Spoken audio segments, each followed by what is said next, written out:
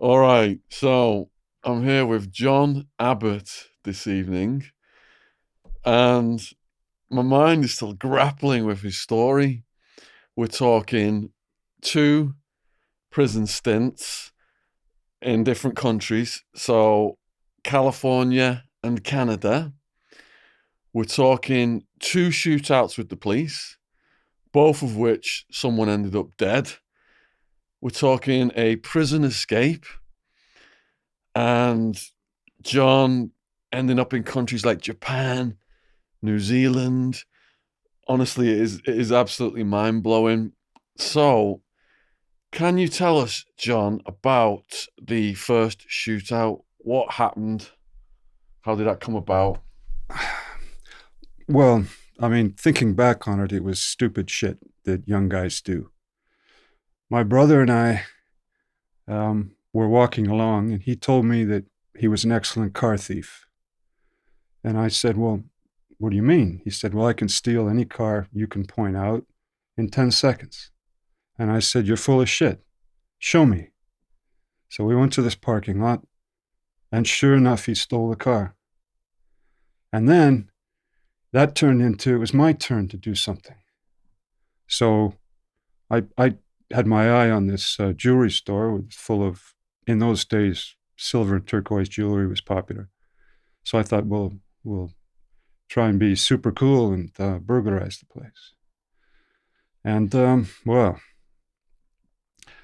unfortunately, of course, not being professional criminals, we set off the alarm. The police came. My brother put down some covering fire to keep them off us. But unfortunately for us, the policeman was on the back was a Vietnam vet who knew exactly what he was doing, and well, he blew up my brother, and then he tried to blow up me, and fortunately, I dived to the ground, and he missed, and I managed to scoot away. So we didn't get any loot, but I got my brother killed. So Jesus Christ. And how old are you at this point? I was 21, and he was 18. Oh my God. So then you're arrested. Well, what happened? I didn't know what to do. So I slept in some office in the university. And then the next morning, I tried to phone the hospital to see how he was, but they had a tap on the phone. So they just converged on me, and that was that. What county jail did you end up in at this point? Well, it's called Yolo County Jail in Woodland, little countryside county jail. So What were you charged with and what was your bail? there was no bail because um, during the night, there were, shots fired into the police station and shots fired at police helicopters. Um, and so, with that kind of drama going on, there was no bail. Good grief, so the judge was just like coming down heavy on you because of everything that happened around it. Um, the sentence when I was found guilty was 5 to life for assault with a deadly weapon, 5 to life for armed burglary, run concurrently. So how long were you in the jail before you were sentenced? Well, I'd say it would have been, well, I'd say about 2.5, 3 months, maybe. And what were conditions like in the jail? Um, it wasn't it wasn't that bad because uh, in California you have a strange demography. In Los Angeles, in Oakland, in those big cities, you have hardcore gangs as hard as you can get. But in the rural, sort of what they call white bread counties, basically kids go to jail for stealing cars or selling a bit of marijuana or fights or drunken driving, things like that. So you've got a real split. And so the jail there didn't have that many prisoners, and most of them were lightweight, kind of simple crimes. So I was like the star for the time. Did that change after you got sentenced? Well, yeah, because then you go off to the California Department of Corrections. They do a the first thing they do before sentencing is there was a 90-day diagnostic at Vacaville, which was Vacaville. It was called medical facility, but half of Vacaville was for the nutters, as you'd call them. Charlie Manson was there, Kemper, I don't know if you remember Kemper. Yeah, yeah, he's quite famous right now because they've got this new program that's out about the serial killer profiling. And I think he was the first episode. Did you interact with either of those guys? Well, I saw Kemper because he people were afraid of him because he was a total psycho. I mean, he was carrying around human heads in his car and all sorts of people's body parts in the fridge. But he was a huge guy. And so somebody talked him into going to the weight pit to see how much he could weigh, how much he could push.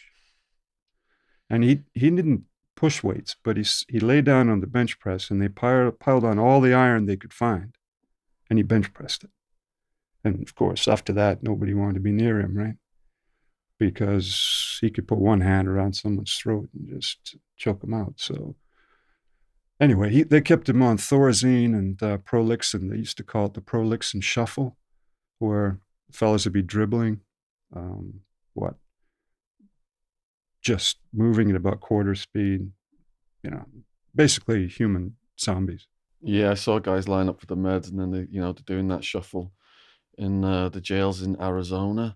So you're in Vacaville. What happens in Vacaville over this period of time? Well, they want to see how you handle yourself, because basically what happens is there's psych reviews and psychological testing, and then the guards write a report about how you act.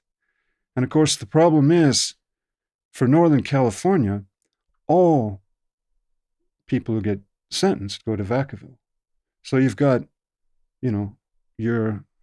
your car thief looking at 18 months or 2 years, in with some guy from the Nuestra Familia or the Emmy or Black Gorilla Family on the same yard at the same time. So it made for some exciting events. Did you see anything happen, like anyone get stabbed, rivalries, anything like that in Vacaville? Well, almost the first day I was out on the yard, I went to the weight pit because, well, you saw my picture. I seriously need to upgrade my physique. And I was like a geek, a middle class college white geek with no experience on the street, no gang membership. I'd never been to juvie or been through youth authority or any of that. And I realized I was out of my depth. So I immediately went out to the weight pit and thought I better do something. But of course, the problem is, if you can't lift real weight, then there you are looking like a girl lifting some tiny, which is embarrassing too. But almost the first day I was there, I saw this guy. He was he was huge, great physique, lying there doing bench presses. And, he was like, you'd thought, well, this guy would have no problem at all. And I'm sort of admiring him there. And the second I'm doing that, a gang of nesters come from behind the handball court, knock his spotter out of the way, and then they're jumping on him. One of them hit him on the head with a 10-kilo weight. He's unconscious, and there's in the chest. Right? Wow. And I didn't know what to do, and so I'm standing there, and everybody's running like deer for the gate, and then the guns go off, and bang, bang, gates are shut. Well, basically what happens there. So that was again one of these reality checks when you realize it's not happened to someone else, it's happening right here, and it could just as well be you. And if this guy, who's buffed to the max and obviously been in jail all his life, if he gets taken out that easily, well. So there are various stages of adaptation. When I first went in, I'm seeing people get head smashed against toilets and stuff like that, and it's putting this look of shock on my face. And it was like 6 months later, I'm completely immune. I've just got this dead eyes look from it all. At this point where you're going in there, are you going through a period of shock and adjustment? Well, the shock is the reality that you could get taken out anytime. If someone wants to take you out, they're going to take you out. Yeah. Now, you don't feel that when you're outside in regular life. We don't confront life and death situations, certainly not in middle-class white communities like I grew up in. So I realized that there are two things I had to do. Until I was able to physically deal with people, I had to keep my head down. So like the little deer, just stay still and stay quiet and try to just not be seen. That's the first adjustment. How long did it take you to learn how to physically deal with people? Well, I mean, the problem was that didn't work. There's nowhere to hide. Yeah, Everybody's watching everybody. And there's one thing that convicts are very good at, and that's sensing weakness. yeah, yeah, And, you know, weakness comes in many forms. Kindness is weakness. You give somebody a pack of cigarettes because they don't have a pack. That's weakness. And that the word will get around, and then pretty soon, you know, you'll be handing your cigarettes out every canteen day to somebody. yeah, And other things are weakness. Intelligence is weakness. I mean, that sounds strange, but the more intelligent you are, the more you see things from both sides. Well, there is no other side. There's just survival side, and you better see things that way, and not be worried about what's motivating the other guy or what he has in his mind. So that's an adjustment. Is the Aryan Brotherhood approaching you at this point? Well, I noticed when in your podcasts, maybe Arizona is different from California, but California had what's called a private family visiting program. I don't know if you're familiar with it. No. But in California, if somebody was married to you, or if someone signed a marriage certificate with your name on it, they could come in and have a 48-hour trailer visit. So your wife could come in for 48 hours. And this was a really good way to, I mean, looking back on it, it was very civilized. Because the stuff you describe of sort of just violent gang rapes to anyone who was unable to defend themselves, that, and also, as you probably know, California is the land of fruits and nuts. I mean, there's enough people volunteering to trick in the prison without anyone having to force anybody. So again, that was one of the points I wanted to say was different from my experience. Isn't that through the conjugal visit system how Tex Watson, didn't he have children? He got a woman pregnant and stuff through that in California. Manson's murderer. Well, Charlie Manson, I remember I was on the yard and they had him in a monkey cage. Well, dog cage, monkey cage, sort of off the yard, but you could see him if you went to the fence. And he'd sit there like some Indian fakir, right? A monk with his dirty, uncombed, unwashed hair. And he looked like nothing. He just looked like a hobo, some deadbeat. But he got more mail in 1 week than every other prisoner in the prison did. Grief. Women were, I mean, it was just endless pictures and people volunteering to marry him and people wanting to come visit him, people sending him money. You wouldn't believe it. It was a phenomenon. Yeah, I just finished watching the Ted Bundy tapes, and I think he proposed marriage while during the trial. He brought up a female visitor as a witness and proposed marriage to her right there, and she was all about Ted. Yeah. Ted Bundy, yeah. So Charlie Manson, yeah, that was, of course, you know, one thing I have to say about California prisons is they attracted media stars. They attracted famous people. You saw famous people. I mean, for example, Schwarzenegger came to Quentin when I was there, and he put on a show, and it was quite a drama, right? But yeah. So how long are you in Vacaville for then? Well, in Vacaville, you do that 3-month diagnostic, and then you get sent back to your county for sentencing. But in case like mine, it's just pro forma. There's no, I mean, I'm getting my time. There's no psychiatrist report who's going to say, well, it was his difficult upbringing, it was his junky mother. I mean, I came from, an upper middle class professional family. I wasn't abused. I didn't have a drug problem. There was no excuse that I was going to make. So it was do the crime, do your time. And which yard did you land at next? Well, because of my background, I got a good break in the sense that I got sent to what was called, the formal name is the Sierra Conservation Center. Now that sounds like what? An agricultural farm or something? But the Sierra Conservation Center was split. It was a donut shaped kind of spaceship. And it was split in two. One side was medium and one side was minimum. And I was on the medium side. And I'll never forget the place because the first meal I had, I went into the chow hall with some guys from my county who were there. And we sat down. And I noticed a strange thing. These young guys, these convicts, were sidling along the wall with their trays held up over their chests. I mean, they were expecting to get attacked any minute. And I asked, what's going on with them? And this old sort of gunfighter I knew, Harvey, he said, these guys are from Tracy, the gladiator school. And if you want to transition out of the prison, you had to show that you could function in a medium security prisoner with other prisoners from different gangs and that you could handle it and not fly off the handle. So these kids were being sent from Tracy, which is called the Duell Vocational Institute, but it was a hardcore. I mean, there were hundreds of stabbings a year there.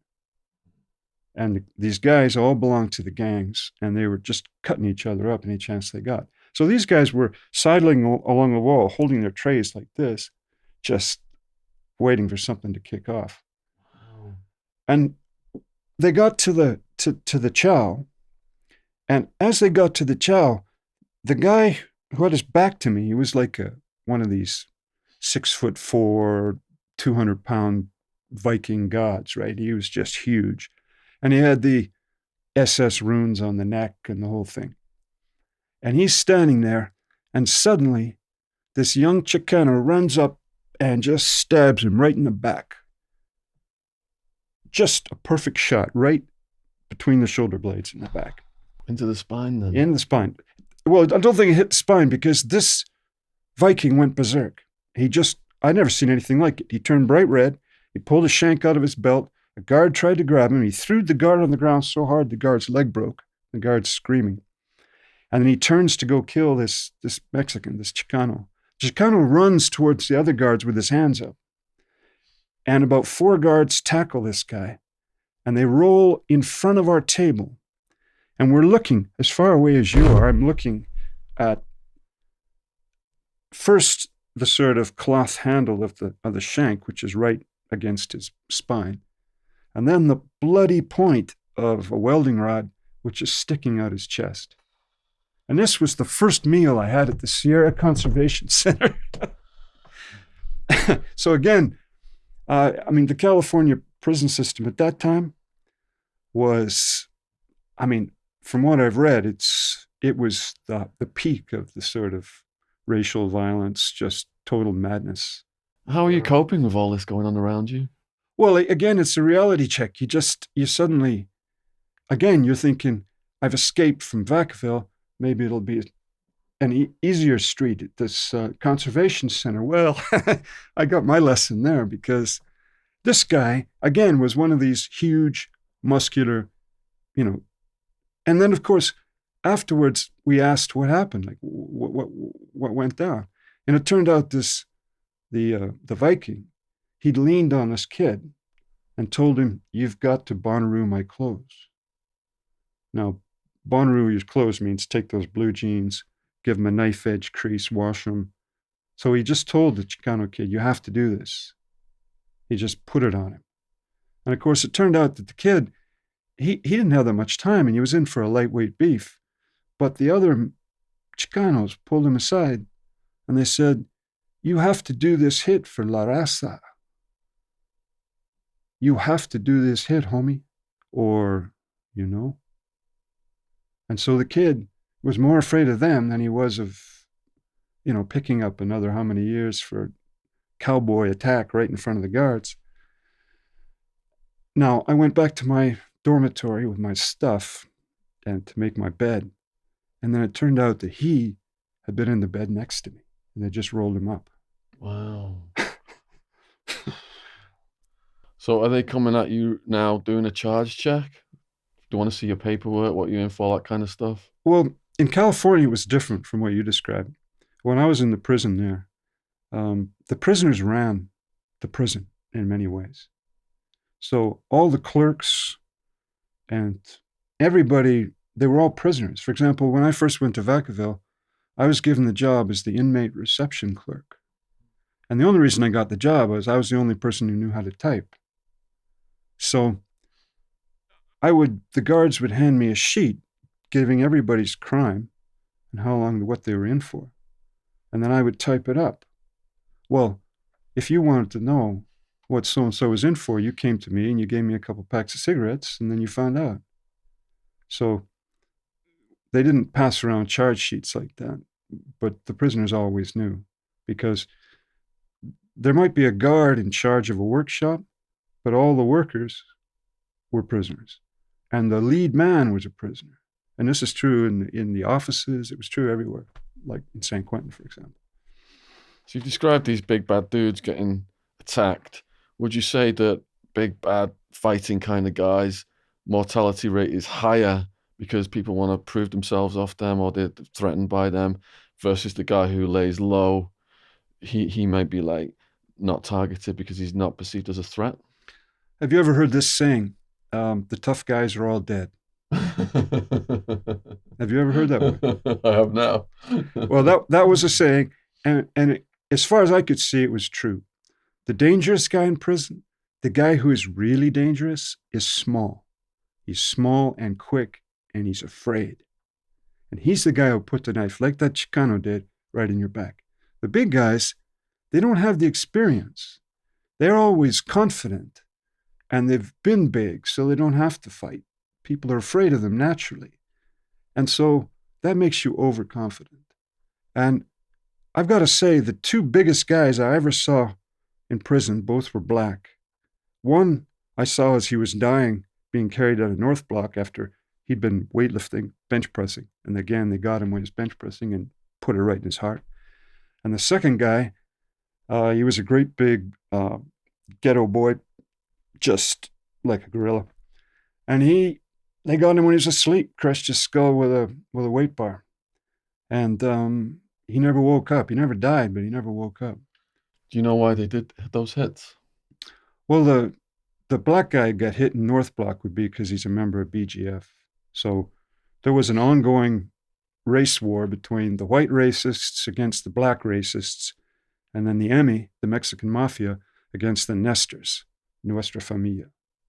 So I think I watched one of your podcasts where you said the Nuestra Familia ran things in Arizona. The Nuestra Familia, as we saw it, was the first big Mexican gang were the EMI, the Mexican mafia, and they came from Los Angeles. So what happened was the Nestors, the Nuestra Familia, were a reaction to the EMI. So the northern Mexicans, Chicanos, not Mexicans, who came from little towns like Fresno, Sacramento, all these little places in the north, they banded together and formed their gang so they weren't preyed on by the Mexican mafia. So they controlled Vacaville, Soledad, and Tracy. And the EMI, the Mexican mafia, controlled San Quentin and Folsom.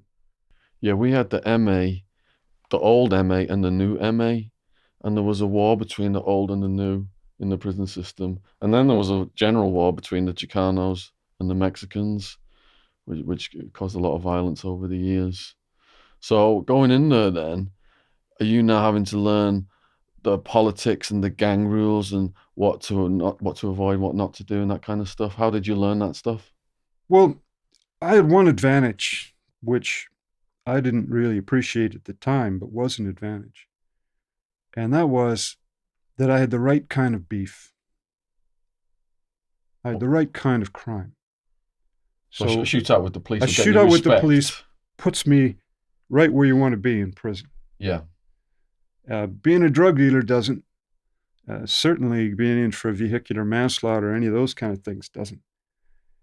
And certainly, as you pointed out, being a sex offender puts you right at the bottom. But being involved in shootouts with the police, it's like what every convict wished he'd done but didn't. Bloody hell. Well, I mean, all the guys who carry guns, but how many actually use them, right? Yeah, yeah. So, So surely the Aryan Brotherhood are coming out and like trying to like get you to put work in for them and do stuff. no, that movie, the Shot Caller, as far as I knew, that that that wouldn't have happened in Quentin or Folsom, and the reason was the the AB were a very tight, very select prison gang. They only wanted the one percenters. They wanted the hope to die, serious white convicts who were racist down to their bones and who would make the hit whatever happened. Because the problem with the whites were well, in California, the racial split is one third, one third, one third. But the whites have the weakest hand. And they have the weakest hand for the very same reason. Just look at us. White people go into prison for lightweight crimes, don't have a long criminal history, don't have any experience in gangs. And so a higher percentage of them get preyed on and a higher percentage of them get chased into PC. So the AB were very selective about who they chose because, your life depended on your brother. If your brother turned out to be a rat, then everybody was down forever and nobody ever got out.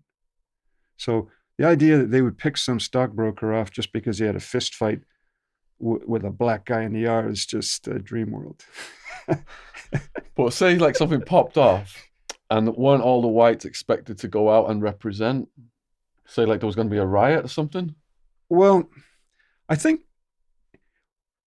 I'll tell you a story. When I was at San Quentin, the AB sent two wannabes to kill a young black guy who they thought was a member of the BGF.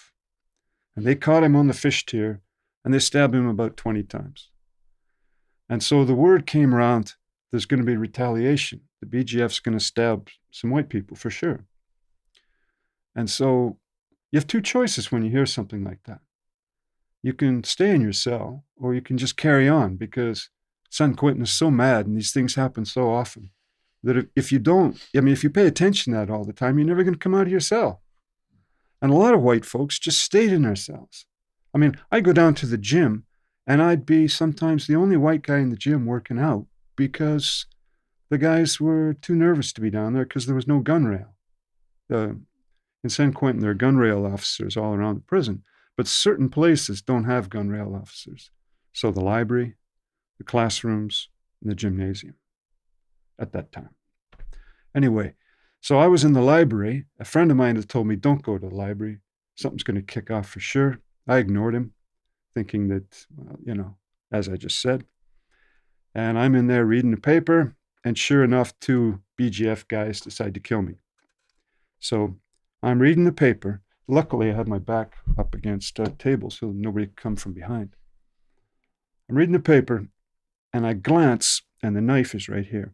This guy's coming for my neck. And so I ducked my head, and he scrapes the top of my shoulder. And as he misses there, I glance, and I see some movement, and his partner's coming on this side. And he comes at me, and he swings, and he misses this way. And so, at this time, I went into hyperspeed. And I crashed into him, and I crashed into this table. The table went over. Me and him sort of crashed through the bookshelves, and we went down. I ended up on top of him. His partner came over to give me one, and he scratched me in the ribs here. And at that moment, the alarm bells went, and this guy figured he'd already got me, so he just sprang over the counter to run. And as soon as he sprang, I turned to face him, and this guy who I was on top of broke and ran. So I survived that one. What was the layout like at San Quentin? A lot of people are fascinated by that prison. Like, how old was it? What did it look like inside? And how many prisoners? Well, San Quentin was the first prison, I think the first or the second, Folsom or San Quentin, built in the 1800s. And so it's massive stone. Folsom is like great. It looks like a Roman temple with these giant stones. San Quentin, parts of it look like the gates of hell. I mean, you've got great big iron like doors, massive. And, that just, you look about this big and you're walking around looking like you're on the way to hell and there's no getting out. It doesn't, most American prisons now look like junior high schools with flex wire and towers around them, right? but not those two. We're talking like in the 70s now, before mass Yeah, incarceration. late 70s. Yeah. And was it like the stereotypical guards with the chewing tobacco and the aviator sunglasses? Well, the guards were all right because basically they just wanted an easy life. So if you weren't stabbing somebody in front of them and you weren't throwing shit at them or doing something very antisocial, they wouldn't bother you. It was different from from what I can see goes on now. It was like we were left to it. And so in some ways, San Quentin was it was like a mini, I don't know, you call it a pirates kind of, like one of those towns in the Caribbean. It's just full of pirates. And we were all there. And you didn't have that, they didn't care to get in your head, put it that way. There was no, there were no trips to the psychiatrist. Nobody was asking, you weren't obliged to come up with some narrative to explain your criminality. I mean, and certainly in Canada, probably the same in UK, the prisoners have to come up to some narrative because the women on the parole board require some tears, some remorse, and they require some narrative, whether it's you as a junkie because your mother died when you were young or you were abused by your father or something like that. Did anyone act up to the point where you saw the guards in San Quentin shoot them? Well, you could be shot very easily. If you started knifing somebody on the yard, you were just shot down. How many times did you see that? The Mini 14s, I saw them shoot, but everybody knew what the guards would do, so people didn't fight on them. In fact, to be honest, in contrast to your story, there were no fistfights hardly in San Quentin because the only people who had fistfights were cellmates, your cellie. No one else fist fought. Any confrontation that turned into a confrontation, somebody got knifed or piped or thrown off the tier or. So that your story sounded a lot like county jail to me. Yeah. Where the tough guys sort of come over and just beat up some kid and take his stuff. And in San Quentin, that doesn't happen or didn't happen then because if you're black and you go and take some white guy's stuff, all he has to do is appeal to the AB and then someone's going to come and cut your throat. Yeah. Or the AB will push him to make the hit. So there's a lot of pressure like that. Now, to give you an example, after that attack I had with the Black Gorilla family guys tried to get me, they did an investigation and I was sent to North Block segregation. And I was in there for weeks and weeks and weeks. But I don't have any tattoos. I don't belong to any gangs. And so pretty soon I was released. Well, the guards came to me. The female administrator came and wanted me to sign into protection to go into PC. She said, "You really want to go into PC?" And I said, "No, I really don't."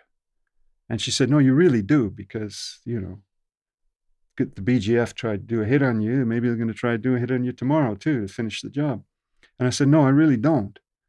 And so they said, "Well, they even called my mother and got her to come and try and plead with me to go into PC, but I didn't want to because, of course, well, you should know, you get marked with that brush and you're done. Yeah. Most of my craziest stories were in the Maricopa County Jail, where I was housed for 26 months.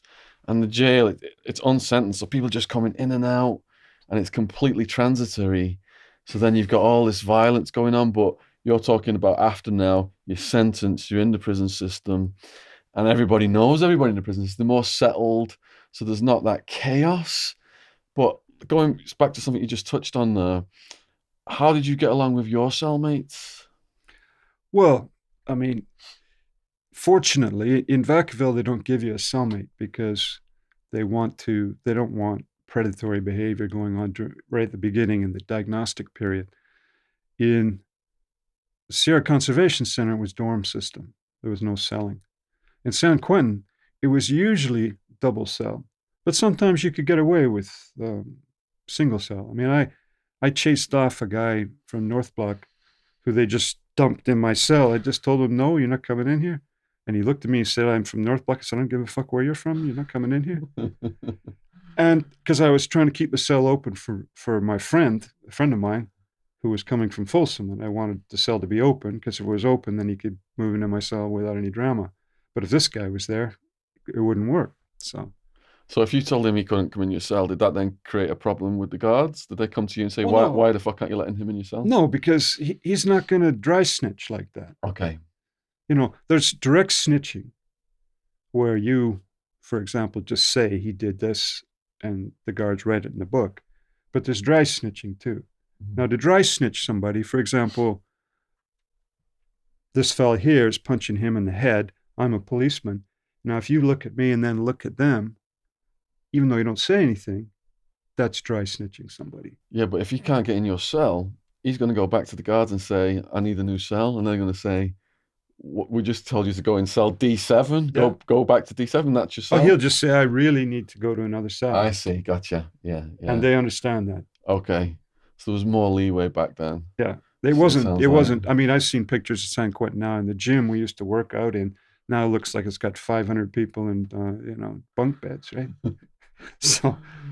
Did you end up getting your friend in your cell? Yeah, I did. So that succeeded. Yeah. And because, maybe where you were, the guards made those kind of designations. But in San Quentin, if two guys wanted to go to the same cell, they just gave some cigarettes to the inmate block clerk. And he would just get the guard to he'd just have him paper to sign, and the guard was signing all kinds of documents every day. And he just signed that one too. It was sort of like, like one of these comedies you see, Dad's Army or something. Yeah, we had the Italian mafia guy who was running our building for a little bit in the jail. And he completely corrupted the guards. And at night, we were all locked down. He's outside smoking with the guards, giving them orders. And we could just go to him and say, we want this guy to be our cellmate. The next day, the guards would just bring you a new cellmate. He totally, I've never seen anything like it. I thought, you see these movies like, what is it, Sopranos or Goodfellas and stuff like that, where they're all cooking up the stuff in the prison and the corrupting things. But I thought that was just fiction.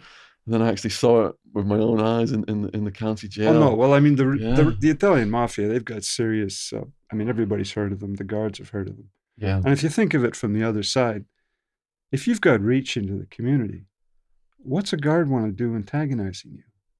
I mean, really, what does a guard, why would he want to do that? Yeah.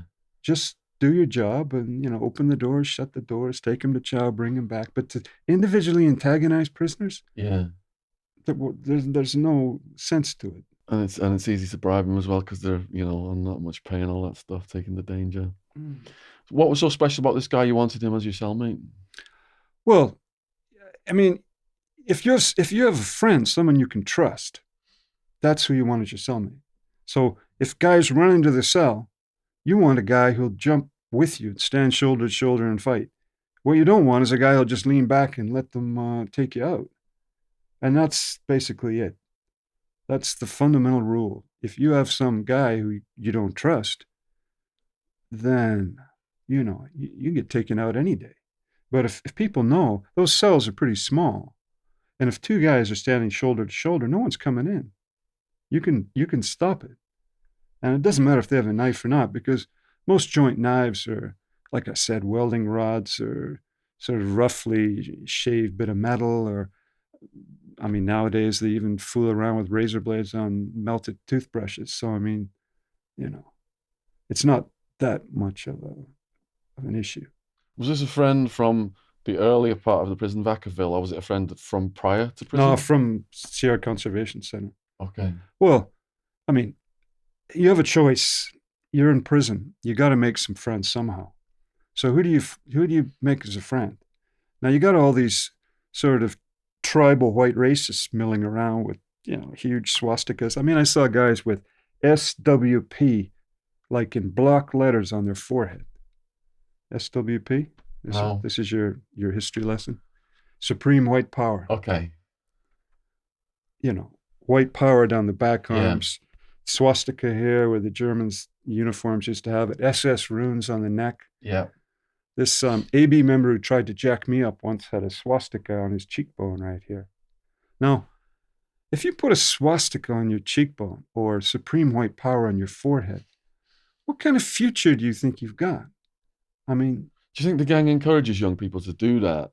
So when they get out, they go a job interview. Like, this just don't stand a chance. well, I mean, you couldn't think of a better way of crippling your chances in life. Yeah. So I used to just look at the tattoos. And plus, when I was in jail, was the height of the AIDS epidemic. Now, how anybody could have a joint tattoo with some guy using an old piece of piano wire or something he found on the ground with I don't know, an engine taken out of a tape deck and make a tat gun, and how you let somebody do that with carbon black and make tattoos. I mean, it's just absolute madness. I mean, that was HIV. Now it's what, Hep C, right? Yeah, 2/3 of Hep C in Arizona where I was housed. You said that an AB tried to trick you or something, or tried to test you in some way. What happened now? Well, I made a mistake at Sierra Conservation Center one summer's day. And the mistake was I took off my prison boots and I was barefoot. Now, it was one of these beautiful days. You're laying there, you're looking at the sky, and you think, well, things are all right. So I took off my boots and we took off, just sunbathing a bit. And my friend says to me, well, why don't you get us some ice creams? I say, okay. So I go over to the canteen to get some ice creams. And as I'm standing in line, this AB member is behind me and he says, buy me an ice cream, bro. That's all he says. He says, buy me an ice cream, bro. Now, that's the moment of truth in the jail system. It might not sound like much, maybe you could just buy him an ice cream. That'd be fine.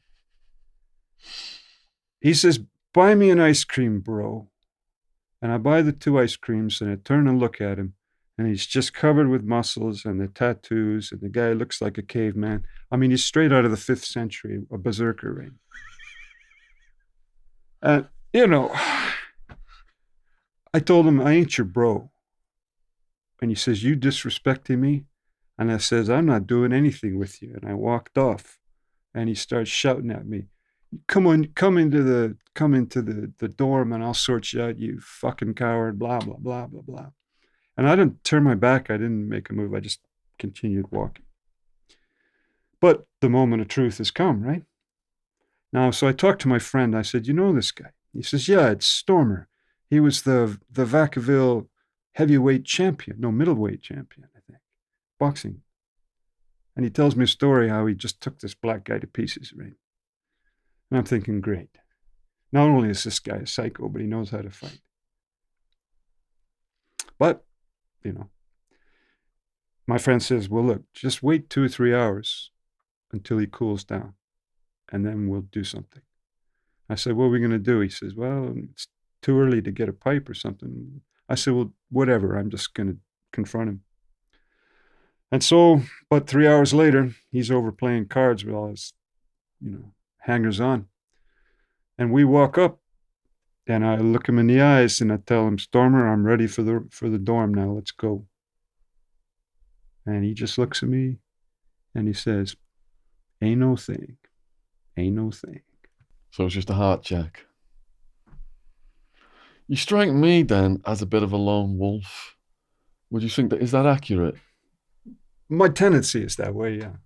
Did you make other friends other than your cellmate over this period of time? Well, what finally happened was in San Quentin, I had a job in education as an education clerk. And I'd been laying low. Like, there's rules in San Quentin. If you don't want to get killed, 1, don't get involved in the heroin business, right? Don't be fronting drugs to people or owing people. That's one rule. 2, don't be chasing after someone else's punk, right? I mean, that's another one of these. Was a lot of that going on?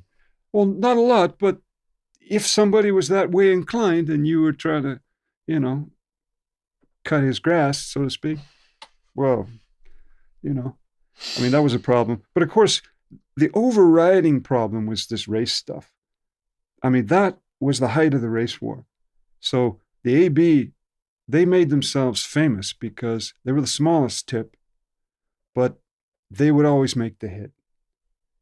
And it got to the point right before I got there where they were just going out every morning and hunting blacks. The the doors would crack open and these guys would find somebody to stab. Jesus. Because basically they wanted to terrorize the blacks into like a peace treaty. The problem was, do you know how the AB was started? No, can you please tell us how the AB was started? I have a general idea, but you were in Cali, and that Cali was where they started, so you probably got a lot more information than me.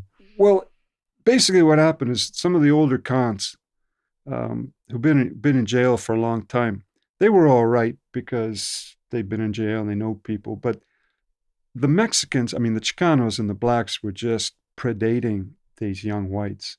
And even whites who normally would have been okay, just, they had no hope because these black gangs were deep. I mean, they could put together 50, 100 members and they were all over the place. And, you know, how many friends do you have? They're going to like fight to death with you, right? So, I mean, so these guys, they decide we've got to do something. And there was some guys that belonged to some Irish, I think it was some biker gang or something, but they had the Shamrock, you know? Yeah. And it started from a core of about 6 to 10 of these guys who said, we've got to do something. And they started, so what they did is they're very selective. They only wanted guys who wouldn't, embarrass the tip, right? And to do that, they had to see not just one heart check, but they had to see the guy go through a lot of stuff. I mean, get blood on his steel. Well, I mean, that one guy, the most famous AB guy, was the one who he's down forever in that Supermax. There's something on YouTube with him. Yeah, he took out 2 guards making his hit. Wow. They interrupted the mid-play, and so he took them out too. And of course, I think he's just 24 hours a day lockup for he's been there like 30 years. Anyway, so the AB, they got recognized as being a prison gang by the guards. And as soon as that happened, they started getting taken off the main lines and sent to Folsom. So then they started getting smarter. And the guys didn't announce they were AB. They played it cool and laid back in the cut. Or they said, well, I'm not involved in that anymore. Or maybe they'd cover up a tattoo or something. Because otherwise, I mean, you were just throwing your hands up and said, here I am, take me away, right?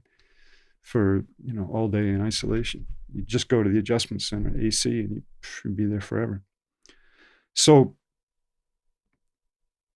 the AB represented the whites, but they weren't, I mean, as an ideology, what do they represent? I mean, for them, the blacks were, what do they call them? Well, toads, hams, ham bones, spear chuckers, chimps, whatever you want. I mean, it was just abuse all the way around. And their idea was if one white gets stabbed, then we go stab a black. It doesn't really matter who it is. Anybody will do.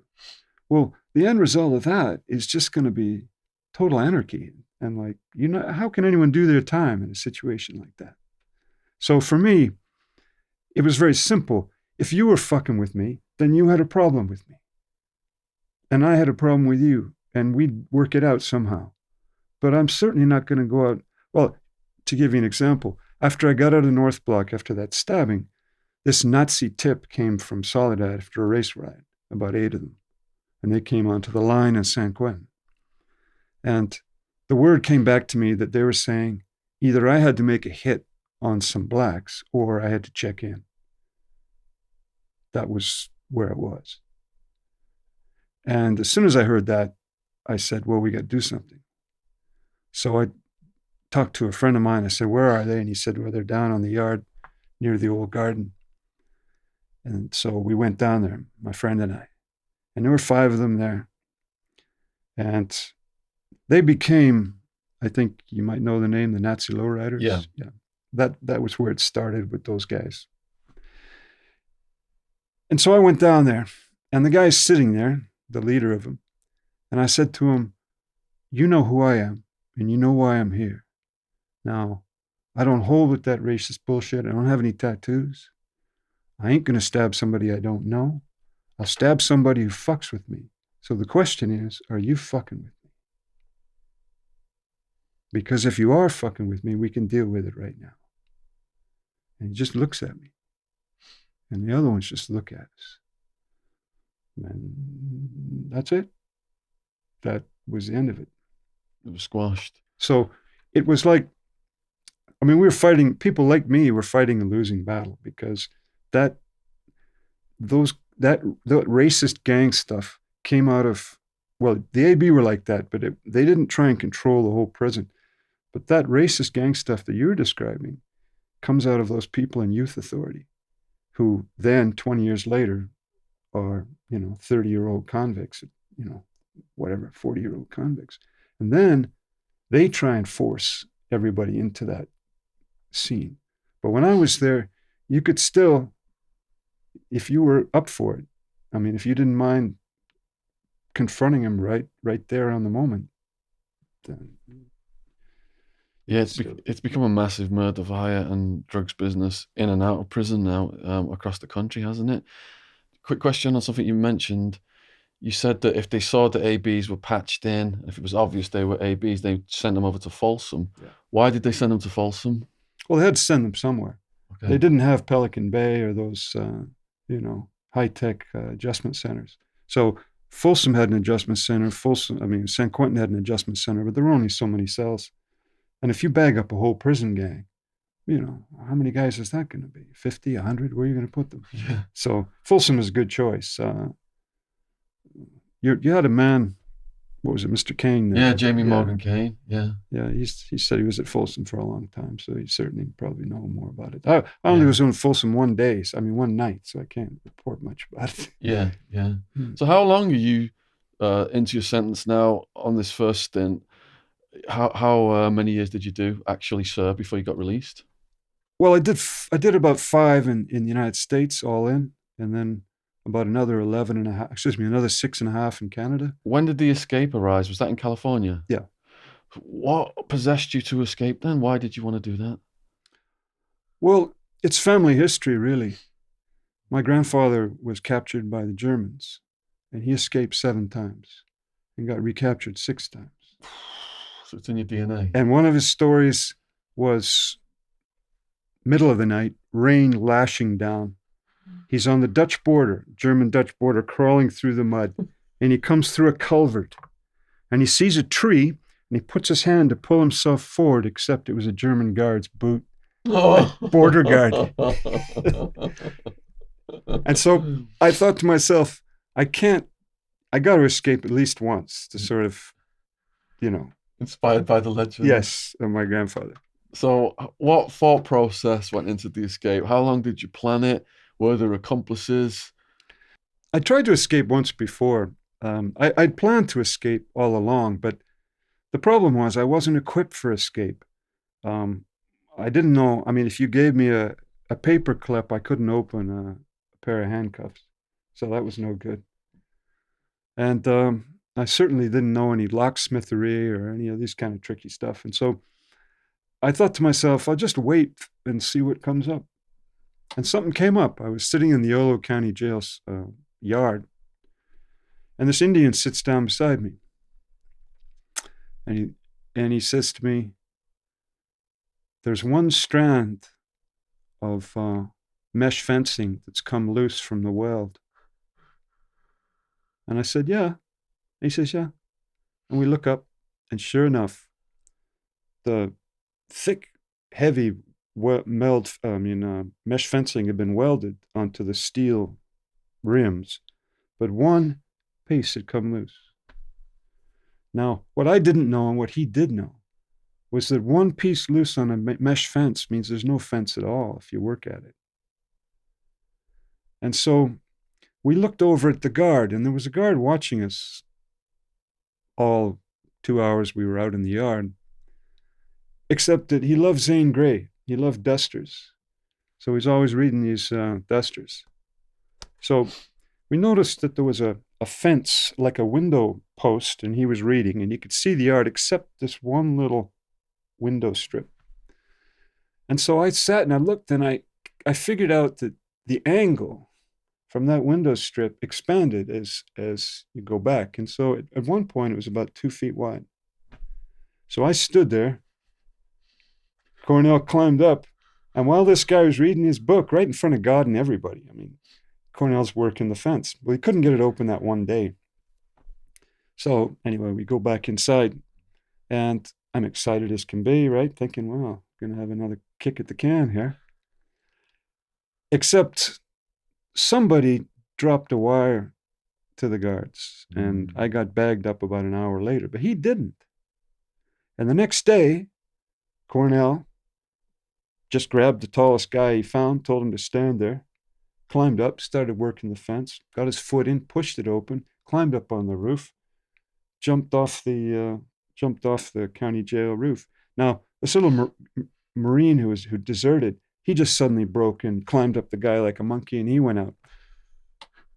Except that he jumped off the roof and broke both his ankles, and they found him behind the dumpster there crying and moaning. But anyway, that was my first attempt to escape, and it never happened. So yeah, I missed that one. How long before the next attempt? The next one came about 2 years later, something like that. How many years into your sentence are you now? Well, the trouble is, those were called 5 to life sentences. I see. So you never really knew how long your sentence was. So that motivated you to want to escape? Because there were guys who'd done 12, 15 years on a 5 to life. It just depends on what happens to you inside. So they don't actually, in those days, they didn't have to take you back for another crime. You get into a beef and crack someone's head open, it goes onto your jacket. And then the parole board see it and say, well, we'll see you in a few years there, Mr. Attwood. And years pass and years pass. And in fact, while I was inside, they got rid of those sentences because they were seen as unfair. That they were maybe cruel and unusual punishment because prisoners never actually knew how long they were going to serve. And some people got out in 2.5 years and other people did 10 years on the same crime. Part of being on sentence for me, 26 months remand, facing a big, life sentence at 200 years at one point, they told me that uncertainty was worse than anything, worse than the violence, worse than the cockroaches, worse than the heat. Just thinking you could possibly never, ever get your life back. I just felt that just slowly sending me insane. So I know where you're coming from, definitely. Well, fortunately, while I was in, they brought in determinate sentencing. Yeah. So with just the signature of the governor on a piece of paper, suddenly everybody had fixed dates. And when they had fixed dates, it means you didn't have to perform for the parole board anymore. So nobody bothered with the psychologist or the psychiatrist anymore. There was no more creeping around the chapel trying to get the priest on your side. Creeping around the chapel, I like that. So the second escape then, what's the method and what's the Well, it was focus pretty, here? I wanted it to be 100% sure. So I didn't want any convicts involved because unfortunately, convicts have a tendency to sell information like that for their program or to get out earlier for something. And so I didn't want anyone to know. So there were no convicts involved in my story. So I just waited till I got sent out to the forestry camp. As you probably know, all these forest fires you see on the news being fought in California, 90% of the actual forest fighters are convicts who are basically told, do you want to get out? Well, there you go. And so, of course, if they get burned up in the fire, nobody's crying too much. So you were assigned to fight a fire. Firefighting. That was the job. This wasn't planned then. This was just, you didn't get the job to do that? Well, no, I was always in a good position because I knew how to type. I mean, in the kingdom of the blind, the one-eyed man is king, right? So that meant I could be the clerk. So the clerk jobs were always sweet jobs because instead of being in the fire line working 20 hours in the hot sun and smoke and cinders and all the rest of it, you sat at your typewriter and drank hot coffees and, pondered your next, whatever you were doing, course, or, if you want to write bad poetry, you could do that too. So can you take us through the day of your escape? Well, it was just pretty simple. I just arranged for a friend to park a couple kilometers down the road and just wait for me late at night. So I crept out of the dormitory, made sure the guards, because of course being the clerk, you knew when the guards were doing their rounds and what was going on. So you just chose a time when the guards were having a snooze, because of course it's 3 o'clock in the morning at a forestry camp. So it was actually there's no drama behind the escape. It was pretty easy. Was the drama being on the run? The drama was being on the run because if you're an escapee, you've got no ID, no money, no job, no place to stay, and no future prospects. What about the person who picked you up? Did that person provide you with anything? No, he'd just come down from Canada just as a tourist, basically. He had this old car and he knew I was in jail. So I just got the word from him, can you pick me up? And he didn't live there. He didn't have a house. He didn't have anything. So he wasn't, and he didn't want to stick around either after that.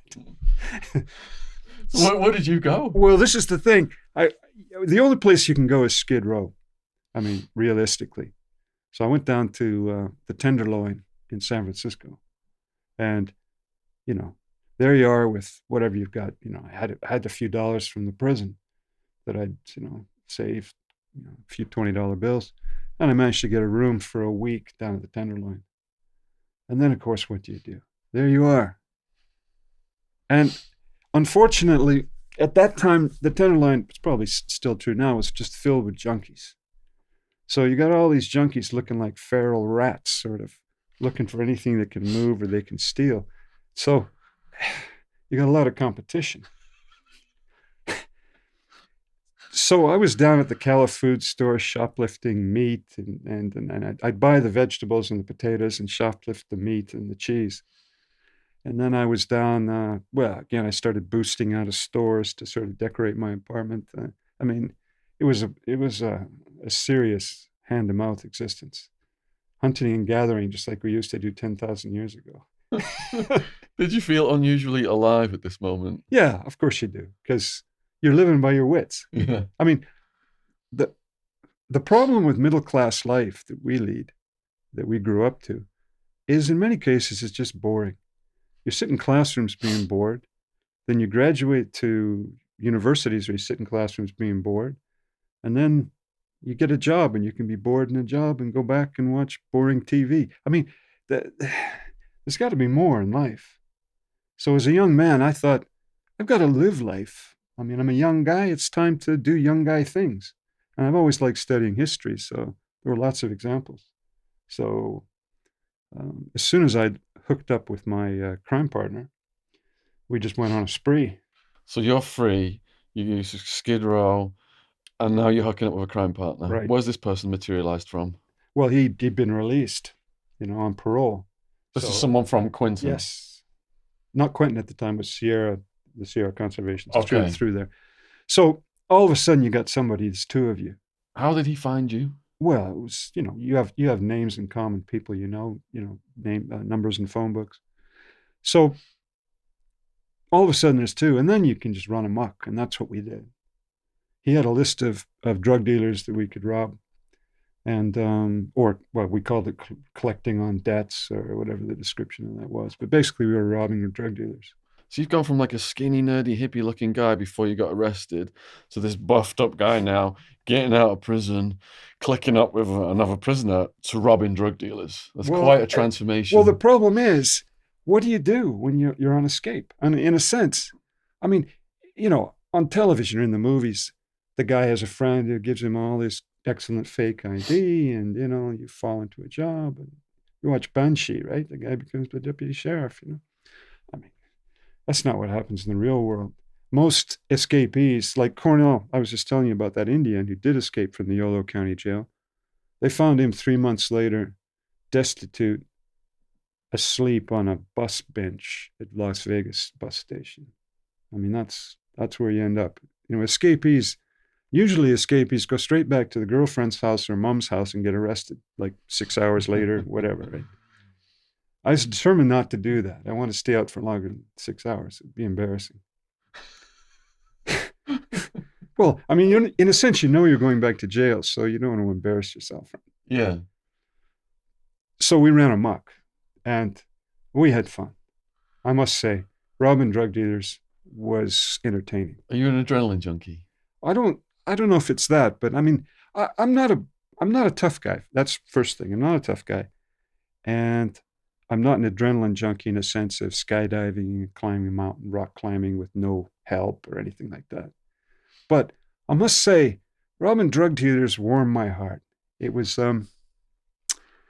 it was like being a pirate because drug dealers collect not lots of nice stuff, and I had nothing in my apartment. And the first people we hit were there were two drug dealers working for the Hells Angels, and they were somewhere in Did you know they were working for the HA? yeah. Isn't that a bit of a kamikaze thing? Well, no, because once you're on escape, what does it matter, right? Fuck everyone, basically. I mean, you're basically a wolf in the paddock with the sheep, right? Yeah. And so,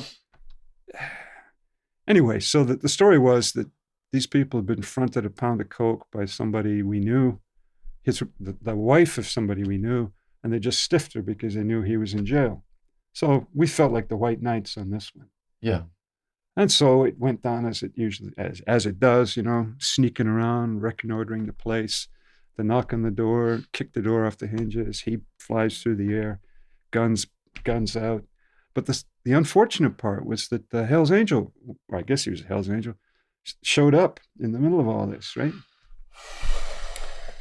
And it was really exciting because there were three doors. I could hear his chopper sort of pull into the garage. And there were three doors he could be coming out of, and we didn't know which one it was, right? So we're standing waiting for him. And suddenly the door opens, and there he is. And he's the quintessential biker, you know, with the bandana and the beard and the sunglasses and all the accoutrements, right? And he looks at me as I say, freeze! But he didn't really believe me. I guess I was sweating too much and looking, you know. But my partner put the gun under his jawbone. He believed that, right? So we tied him up.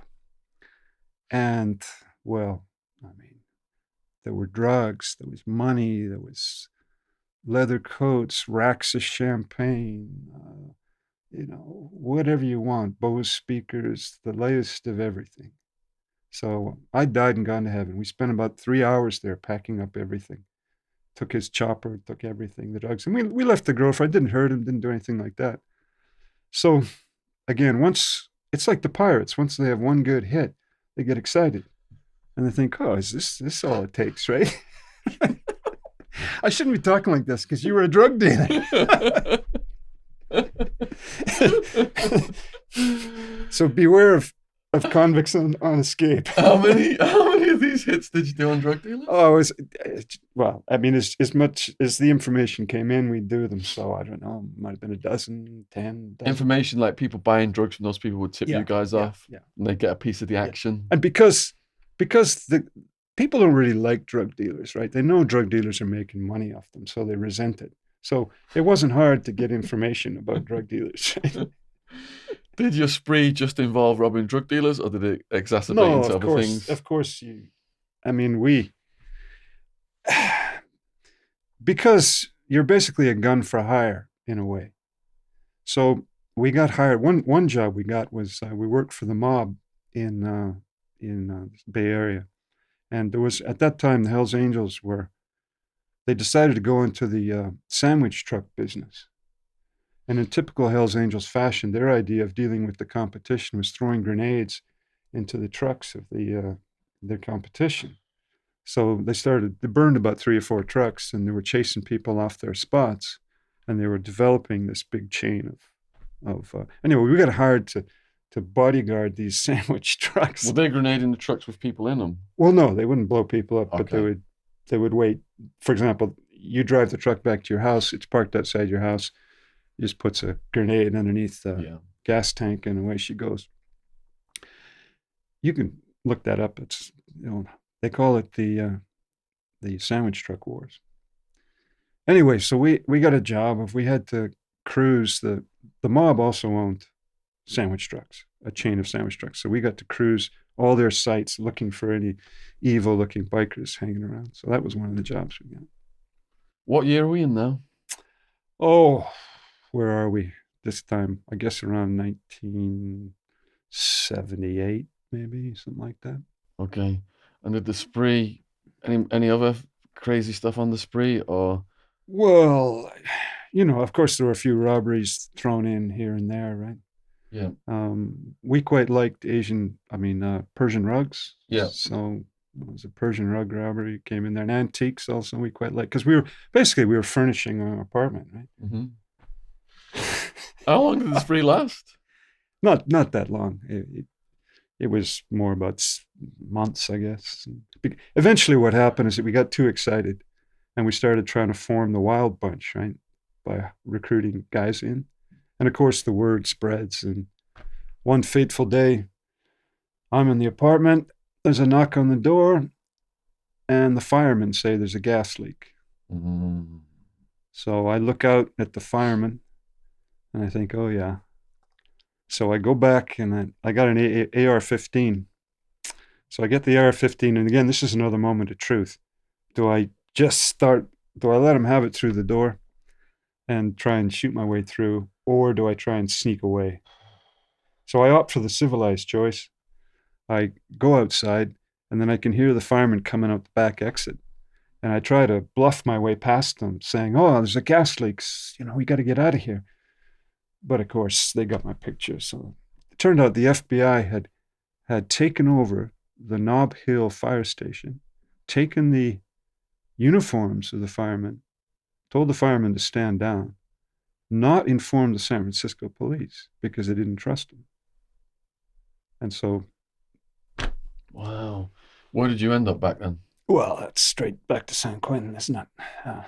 Did that then make it so that your probation would be fucked up Well, I because wasn't. you're an There was escapee? no probation. I I mean, was an your parole, escapee. parole. Well, it wasn't a parole. I'd escaped, so Okay. my sentence just continued. The thing You was, didn't have time for your sentence. That's what's getting at. well, the thing was, there's a reality in certainly in California. At that time, there were literally tens of thousands of criminal cases coming up every week. Yeah. So every jurisdiction was just avalanched, inundated with cases, just endless cases. Mm-hmm. And so, how do you manage this? Each one costs money, and the county has to pay. So, for example, I escaped from Shasta County for that forestry camp. So I had to go all the way back to Shasta County to face trial. Well, if I asked for a jury trial, even though it was a sure cinch conviction, they'd have had to come up with tens of thousands of dollars to put the whole process together. But if I say, well, I'll just plead guilty, I'm making it easier for them. And the quid quo pro is they don't add any extra time. And so they were happy with that. So I escaped, and basically there was not a day added to my sentence. Wow, you got so lucky. In Arizona, you would have got like 5 to 10 added on probably. So how long have you got left to serve now on that sentence? Well, I mean, I'd have probably had to do another, well, because it was originally a 5 to life, I would have probably had to do the 5. And that's about what I ended up doing. Has your status gone up on the yard now? Because not only have you done shootouts with the police, you've also escaped. Well, no, that escape isn't counted for anything because it's just a forced camp walk away. A lot of those happen. I see. It's Okay. not. We're not talking escape from Alcatraz. Was it an easy ride the rest of your sentence, or did things Well, happen? no. Well, it was different because now I was one of the players. Like, it wasn't like it was when I first went in. I wasn't. I knew the system, and I knew some people. So when I walked out on the Vacaville yard that time, I remember clearly there was a guy called Doug Orr who was one of the inner circle of assassins for the Hells Angels, and there was my crimey and then one guy from my county and another guy and two other hangers on. We'd now we had the mana. Do you know that word, mana? You got the respect. Yes.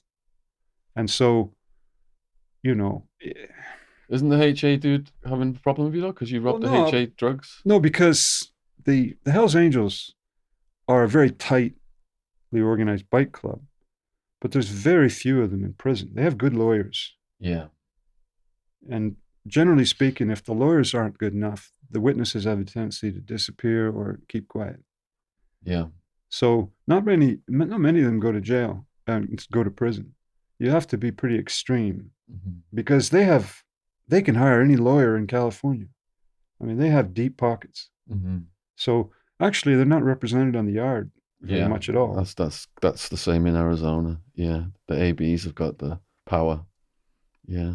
All right, so you're out there, and these guys are on Vacaville. Right. So now when we go to Vacaville, we know we're just there, just because on paper they have to put us there for a month or something. Then they send us up back to Quentin. So it's off to Quentin, and there we go. And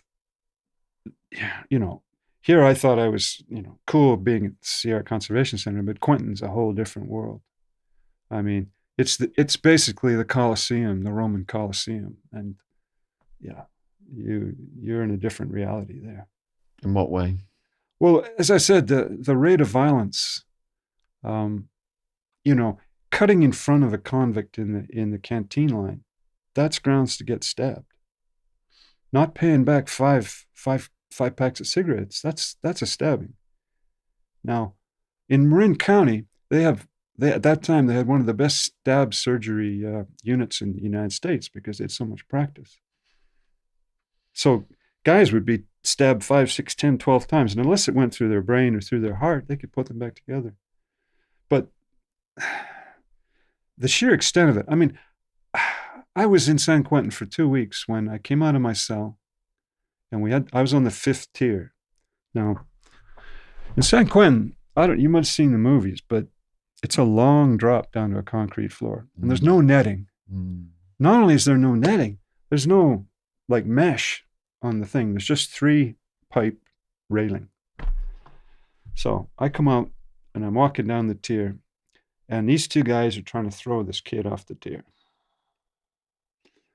And they've got him half off the tier. And every convict, black, Chicano, white, we're just gently stepping around these 2 guys trying to throw this kid off the tier. Do you know what the kid had done? The kid had been in county jail with them. And he came to San Quentin, and he had a TV set. And they asked him if they could borrow the TV set to watch the Niners game. So he lent them his TV set because, of course, he wants to be in with them. So as soon as the game was over, they sold the game to the Mexicans. They sold the TV to the Mexicans for $20, cap of stuff. And he came back the next morning and asked them for his TV. And as soon as he asked them for the TV, they just grabbed him and started throwing him off the tier. So as we walked past, and of course we can't look at this because that's dry snitching. There's a guard reading a comic book somewhere at the corner, but he doesn't see it. And this guy doesn't scream. This is the thing that surprised me. He didn't scream. Screaming's dry snitching. Well, he's just desperately holding on, and his one leg's over, and his crotch is up on top of the bar, and these guys are turning, and he's desperately holding, and we just walked past that like it wasn't even there, and we went off to breakfast. Now, the guards, they must have let up because they couldn't get him over right away. And so we knew there was going to be round 2 at some point. And at lunchtime, they caught him in the rotunda going to lunch, and they piped him, but the guards saw it, and so they were arrested. But that was the kind of thing that was going on. They piped him fatally? No, I don't think so. I don't remember really. But what I'm saying is just that there was no, every mistake you make, you pay in blood. There was no, you couldn't push somebody, or you couldn't even walk into somebody's cell usually, without permission. That was a violation. And these guys were doing all day there. Life without possibility of parole. And there were knives everywhere in San Quentin. I mean, there was a metal shop where guys made knives as their sort of scam. It was before the days of all these high tech sensors and all the rest of it. Where was all the metal coming from? The metal shop. The metal shop. Yeah, they used to make things out of metal. California made prisoners made tables and chairs. I see. All the furniture for the prisons and for Yeah. state offices was made in prison. Did you make any more mistakes? Well, I mean, I made what mistakes did I make? I got involved in business when my friend came. I told you I was working as an education clerk, and I was sitting there, and there was a Gestetner machine, and there was about 300 reams of colored paper, and there was my desk and a typewriter, and that was my working job. Now I thought to myself, this isn't any good. I got to do something more exciting than this. So a new guard came in, and this guy was interesting. He wasn't the usual guard. He was a Ruski. He'd come over and he joined the American Army to get citizenship quickly. But he didn't see us as convicts. He sort of saw us as just enlisted men in the same army. And he was an officer and we were enlisted men. And I was amazed at this guy because he almost all the guards have internalized the scumbag guard, relationship. So, but this guy hadn't. And so I said, well, can you bring me in a TV guide? Because in those days, everybody had a TV.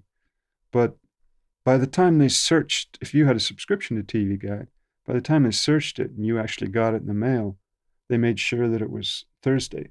So there were only 2 or 3 days left on the guide by the time you got it. So there was no point. So I said to him, can you bring me a TV guide Monday morning? And he said, well, what do you mean? I said, well, TV guide helps guys watch TV. It's like, And he says, okay. And so he brings me a TV guide. So I go to work. I type up a Gestetner's, the thing to put in the Gestetner of the TV guide. I run off whatever it was, 500 copies. I put the whole thing together, and I had it done by the evening, Monday evening. Then I decided I have to go try and sell these things. But of course, what are you going to do? Who are you going to sell them to? Just white people? Well, I couldn't see that working. So I took the chance. I decided, well, I'm just going to walk across the tribal lines here. Oh. So I went down the tier to every cell, and I come to the black guy, and he says, fuck off, white boy. And I said, TV guide, that's half a ducat a week. Take it for free. I'll be back next week. Just cool and neutral. And I got told to fuck myself about 6, 7 times, but a lot of guys just took them. I handed them out free. Well, after that, I had myself a business. I was getting 50 cents for every guide. And on the East Block Bay side, I was selling 200 a day. Or a week, because they were covered a week. And as soon as I did that, I had guys from each block run to me and say, can I be a distributor? And I'd say, yes, half the money. You don't pay me, you don't get any more guides. And pretty soon, there was just hundreds of dollars coming in every week. And the guards knew this was happening. But for the guards, this was positive. Because people watching TV is how the guards want you to do your time. Babysitter. You just fall into this endless zone, and a decade passes, 20 years pass. If every convict sat down and said, I'm going to spend the rest of my life in prison, well, and they internalized that reality, then why not take all the guards hostage? Why not 100 guys run and try and climb over the fence and maybe 20 get away? Why not? But if you're all watching TV and waiting for your next movie and, when is Kim Kardashian going to be on the show, And so this TV guide business, suddenly, almost like magic, a tip started to coalesce around us. And it was kind of like the non-involved, the non-gang member, slightly more intelligent guys. And soon we had like 10, 15 guys, and we knew what was going on, and we branched into different businesses at Quentin of various kinds. Run a book, like tier sales. You know, you buy cola for 25 cents lukewarm at the store, but we sell it to you for 50 cents, but it's ice cold right out of the bucket. You know, the Mexicans, the Chicanos had the tortilla business. They stole all the meat out of the kitchens. I mean, each group had their own, but except the blacks, I don't know, they just didn't seem to be able to keep it together, right?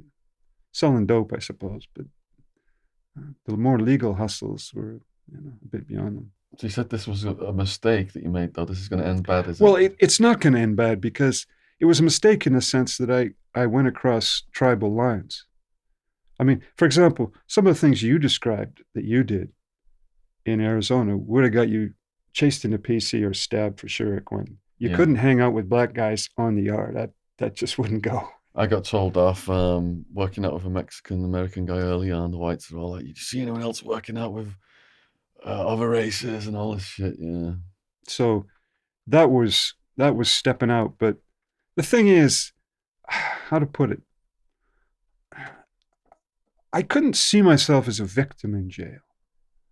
I had to be, I mean, for me, it was like going to a different country and it's a different culture and you get used to the culture. Pretty soon you start functioning in the culture and you start trying to do things. That's the way I saw it. I never want to see myself as a victim because, I mean, for me, if you see yourself that way, you've given up the fight already, right? So, So as you got more savvy, nobody tried to stab you again. well, I mean, the racial thing happened. That happened after I did the TV guide business, and that was The Black Gorilla family thing Black that Gorilla happened family. after. Okay. But the interesting thing about That was tit for tat. well, it was a race thing. They didn't care who they stabbed. In Yeah. fact, the four white guys who got stabbed, it was me, Greg, an old man who I remember was just laying on the floor staring at the ceiling as this guy was plunging him. He didn't even try and fight back, and one other guy. But the way I got out of North Block was very interesting. My crime partner went to the blacks on the Bayside fifth tier and he asked them to sign a petition for me to get out of segregation. Now, that had never been done before. The idea that the blacks would sign a petition to get a white boy out of segregation. But of course, what people didn't know is that we were selling this black guy speed on the line. It was one of the businesses we were doing. So you'd become a drug dealer. Well, I didn't handle that particular side of the business, but it was part of our thing, yeah. So how long now before you get out? What's your year of release? Well, what happened was after I didn't get stabbed, I got nicked. So I had 3 bandages on me.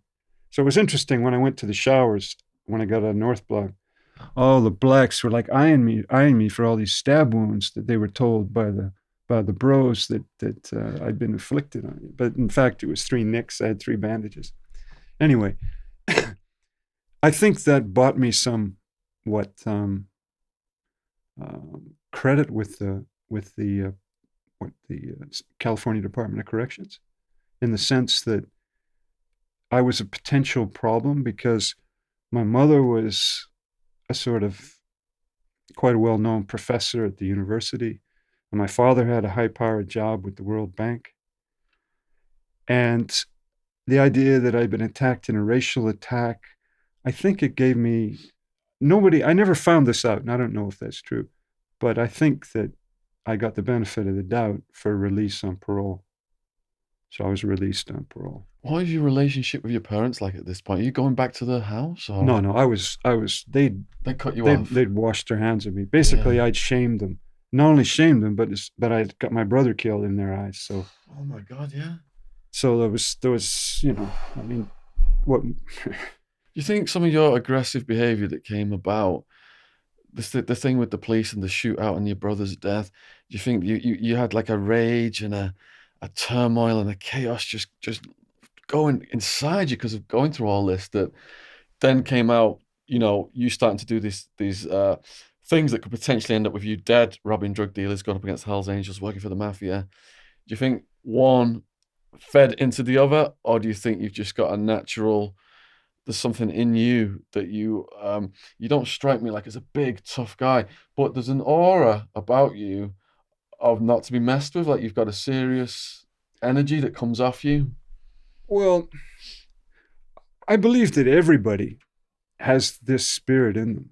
I think it's human instinct. I mean, we went from what 100,000 years of living on the savannah with the lions. I think it's in all of us.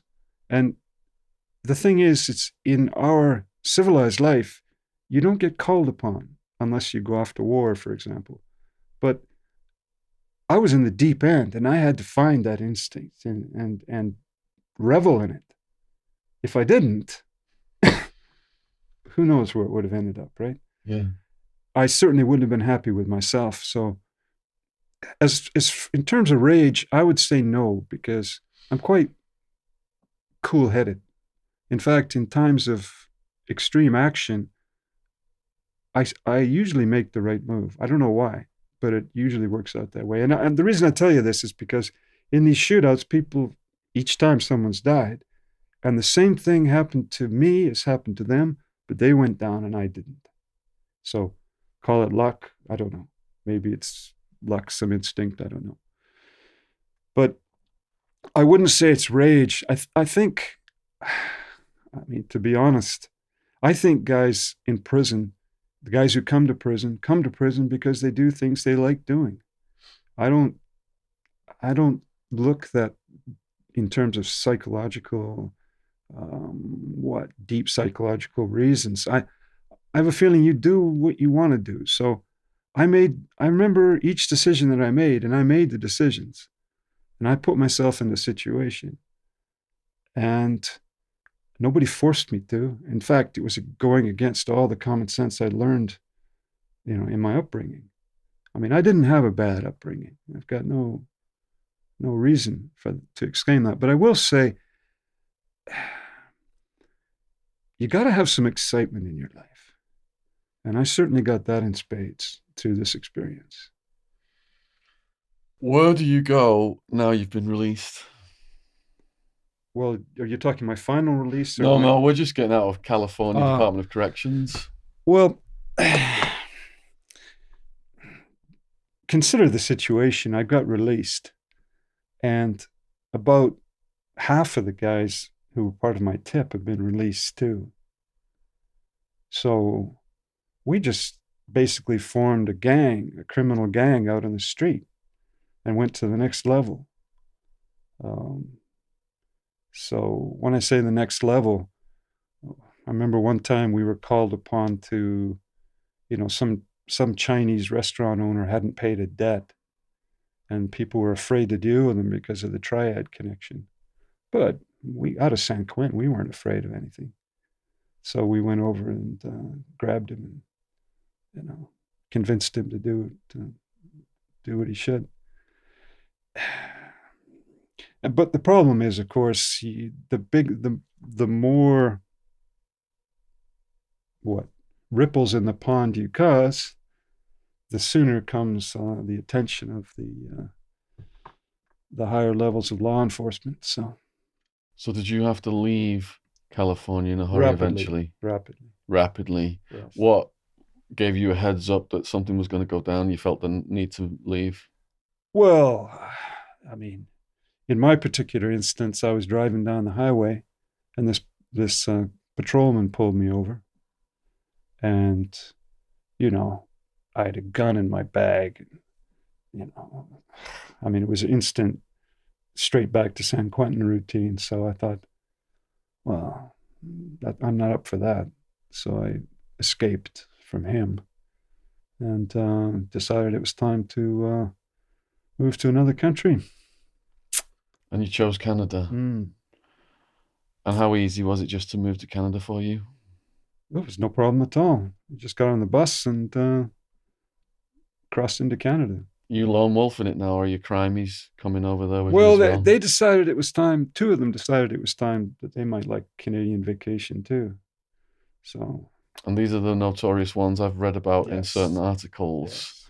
Okay, so things gonna get really heavy with these guys.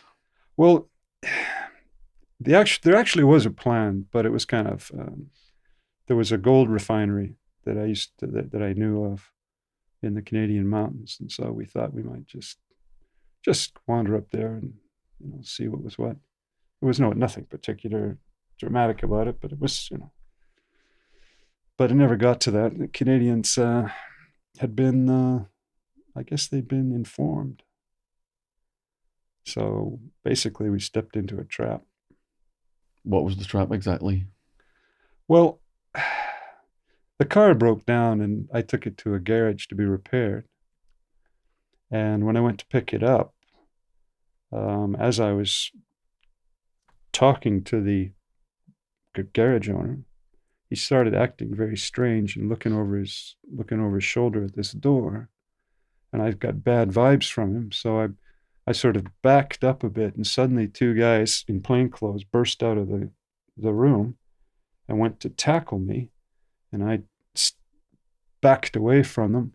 And my friend, an American guy, was outside. And he saw these guys coming for me. And, well, as far as he was concerned, I was being attacked. So he shot one of them through the leg and told the other not to move. And they turned out to be undercover RCMP officers. Anyway, there were two more of them, and one other one came from behind and shot him twice.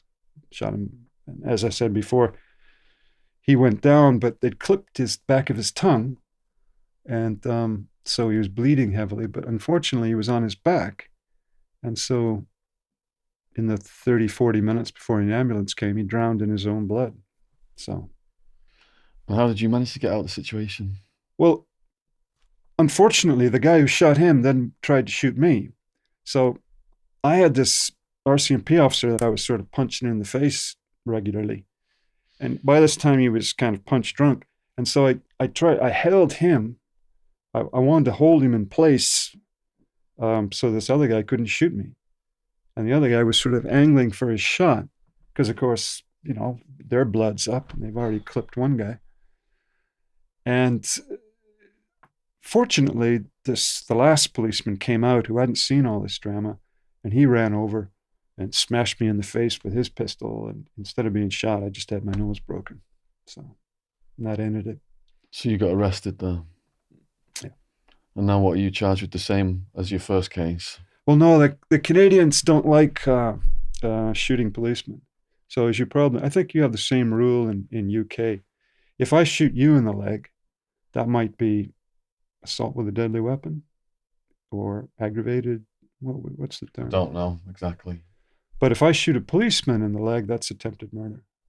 So because it's a policeman, they always lift up the seriousness one level. So it was a charge of attempted murder. So you're in a remand jail in Canada. What was that like? Well, it was, the same sort of dynamics hold true. I mean, in Canada, the good part, of course, is that most people are white, so you don't have so much of the racial stuff. But unfortunately, I had one of these racial experiences almost like 2 hours since I was put in the jail, because I got let on this tier, and as I walked into the tier, I noticed that the first two cells had two Indians in them. And the third cell had an Indian, and he was gunning me off as I came in, looking evilly at me. And I had a bad feeling about this, but I didn't know him, so I ignored him. And I went to my cell. And when I went to make my bed, I lifted it up, and there was a big pool of blood under the mattress. And I'm in there, and all of a sudden, this white kid comes running into the cell. And he says, "They're going to get me next. They're going to get me next." I said, "What? What are you talking about?" He said, "The Indians, they broke that guy's arm and they fucked him up, and that's his blood, and they're going to get me next." And I said, "Why?" He said, "Well, they made me play cards with them, and I lost, and they said I have to pay them a carton of cigarettes, or my visitor has to give them the money, or whatever it was." And so 2 hours coming into this cell, there's already this drama is happening. And I'm thinking to myself, oh, well, I'm going to have to school this boy. And so he's not a Caucasian anymore. He becomes a good white boy. So I said to him, "Look," I said, "there's only one way out of this. You got to show some heart. So you just run into that guy's cell and give him your best shot. Just hit him as hard as you can. But when you run out, run right, because I was like back this way on the left-hand side. And he says, okay. I said, but he's looking a bit nervous. I said, seriously, I said, if you don't do this, I'm not going to help you. You're on your own. So I come out and I'm looking at there's a TV there's a screen, and then there's a TV, and in Canada, everybody watches hockey games. So I'm not into hockey, but it was the only thing that was on. So I'm pretending to look at the hockey game. And this kid doesn't hit the guy. He walks in with his hot coffee, and throws it in the guy's face. And this Indian's big. He's like 6'2", and about 190 pounds. And he just roars and comes barreling out of the cell after this guy. And this kid's only, whatever it is, 5'6", and a little guy. Anyway, the Indian comes out of the cell. I hook him around the neck, kick out his legs. Bam! He goes on the ground, stomp on his jaw a couple of times. He starts screaming. As soon as he starts screaming, the guards come. But the kid suddenly recovers his balls, and he comes running in to put the boots on this guy. So I just go back into my cell, sit down, and the kid's putting the boots to him with proper enthusiasm. And the guards see it, and they take them both away. And the kid's, he's so happy, right? He's got the heart of a mountain lion all of a sudden. Are you trained in martial arts? Not really, but there's different moves you can make. I mean, basically, I'll tell you a story. This is a San Quentin story. One of these guys was released on the determinate sentencing. So he just was released. One day he's on the main line at San Quentin. The other day he walks out onto the street in San Francisco. Now he's a hardcore racist. And there's no halfway house, no parole, no nothing. There he is.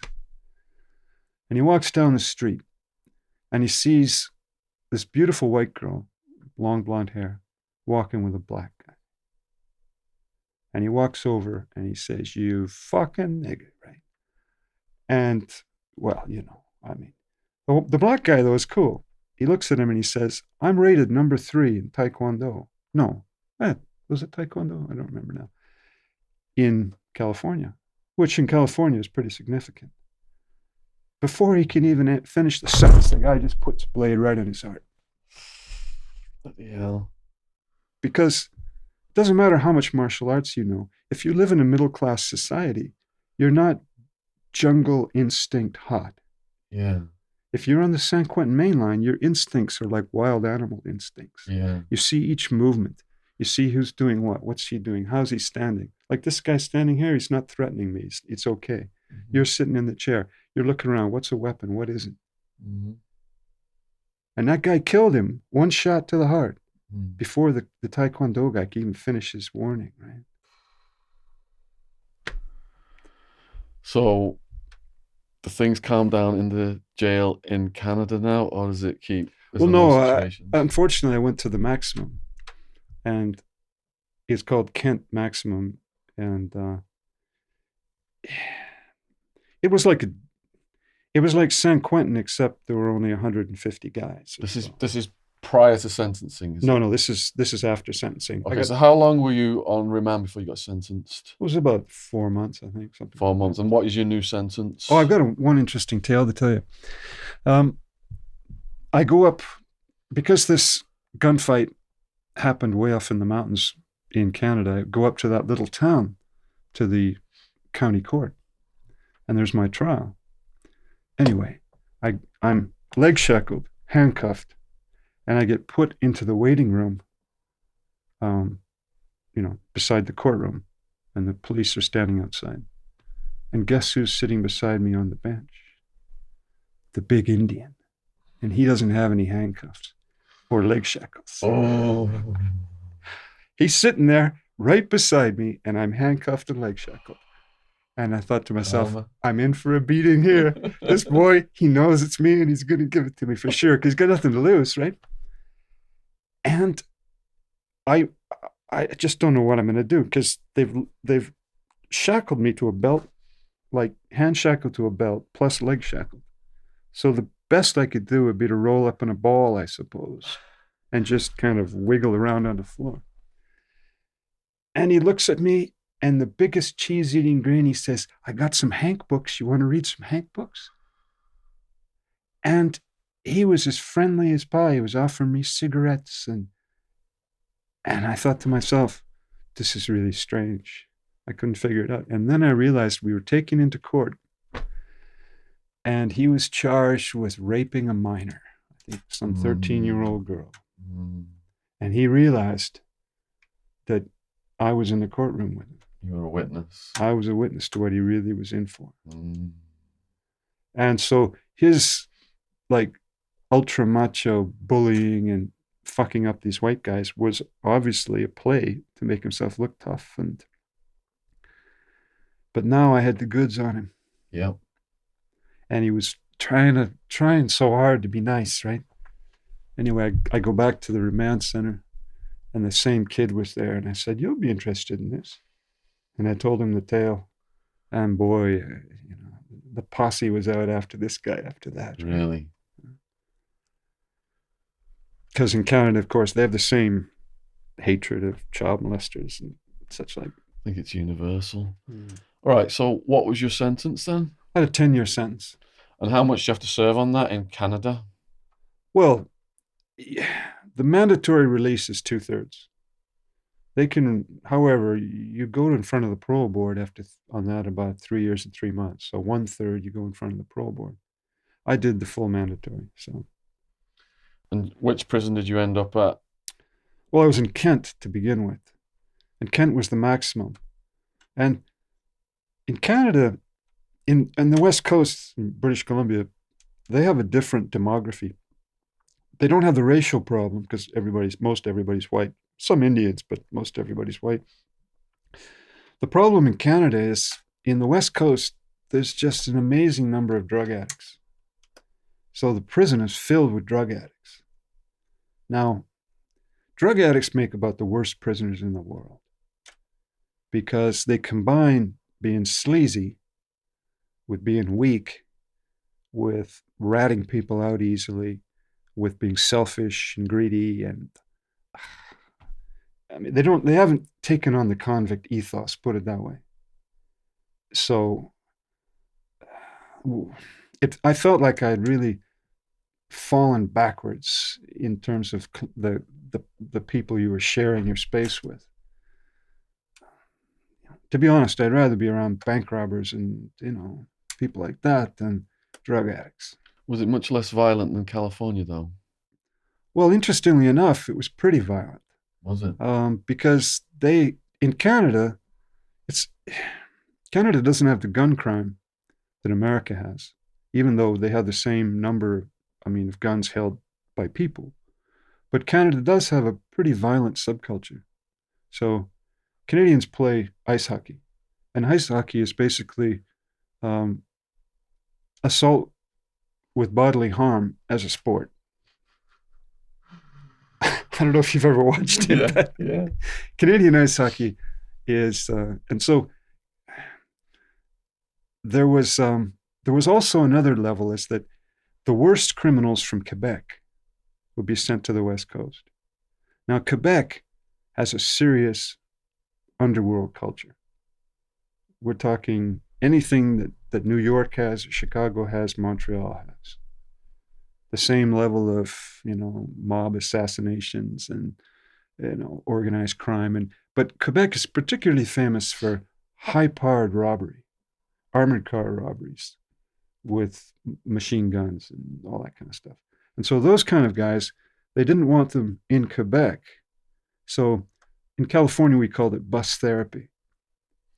So you move somebody away from where they're familiar. So in Canada, they'd move people from Quebec all the way out to the West Coast where they knew nobody. And that way they hoped to, take them away from their roots and from their support. But those boys were dangerous. And so I knew an English guy, actually, a dope addict, dope fiend. And he'd made some move on one of these Quebecois kids. He cheated him out of something. He got a cuff of drugs from him and then didn't pay him.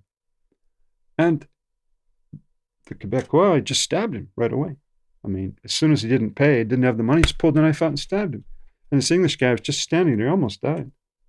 And he was just stunned. He stabbed me. And he didn't understand Because for him, that kind of move in the Vancouver dope world was just run-of-the-mill everyday activity. You stiff other addicts and they stiff you, and you steal each other's stashes and whatever.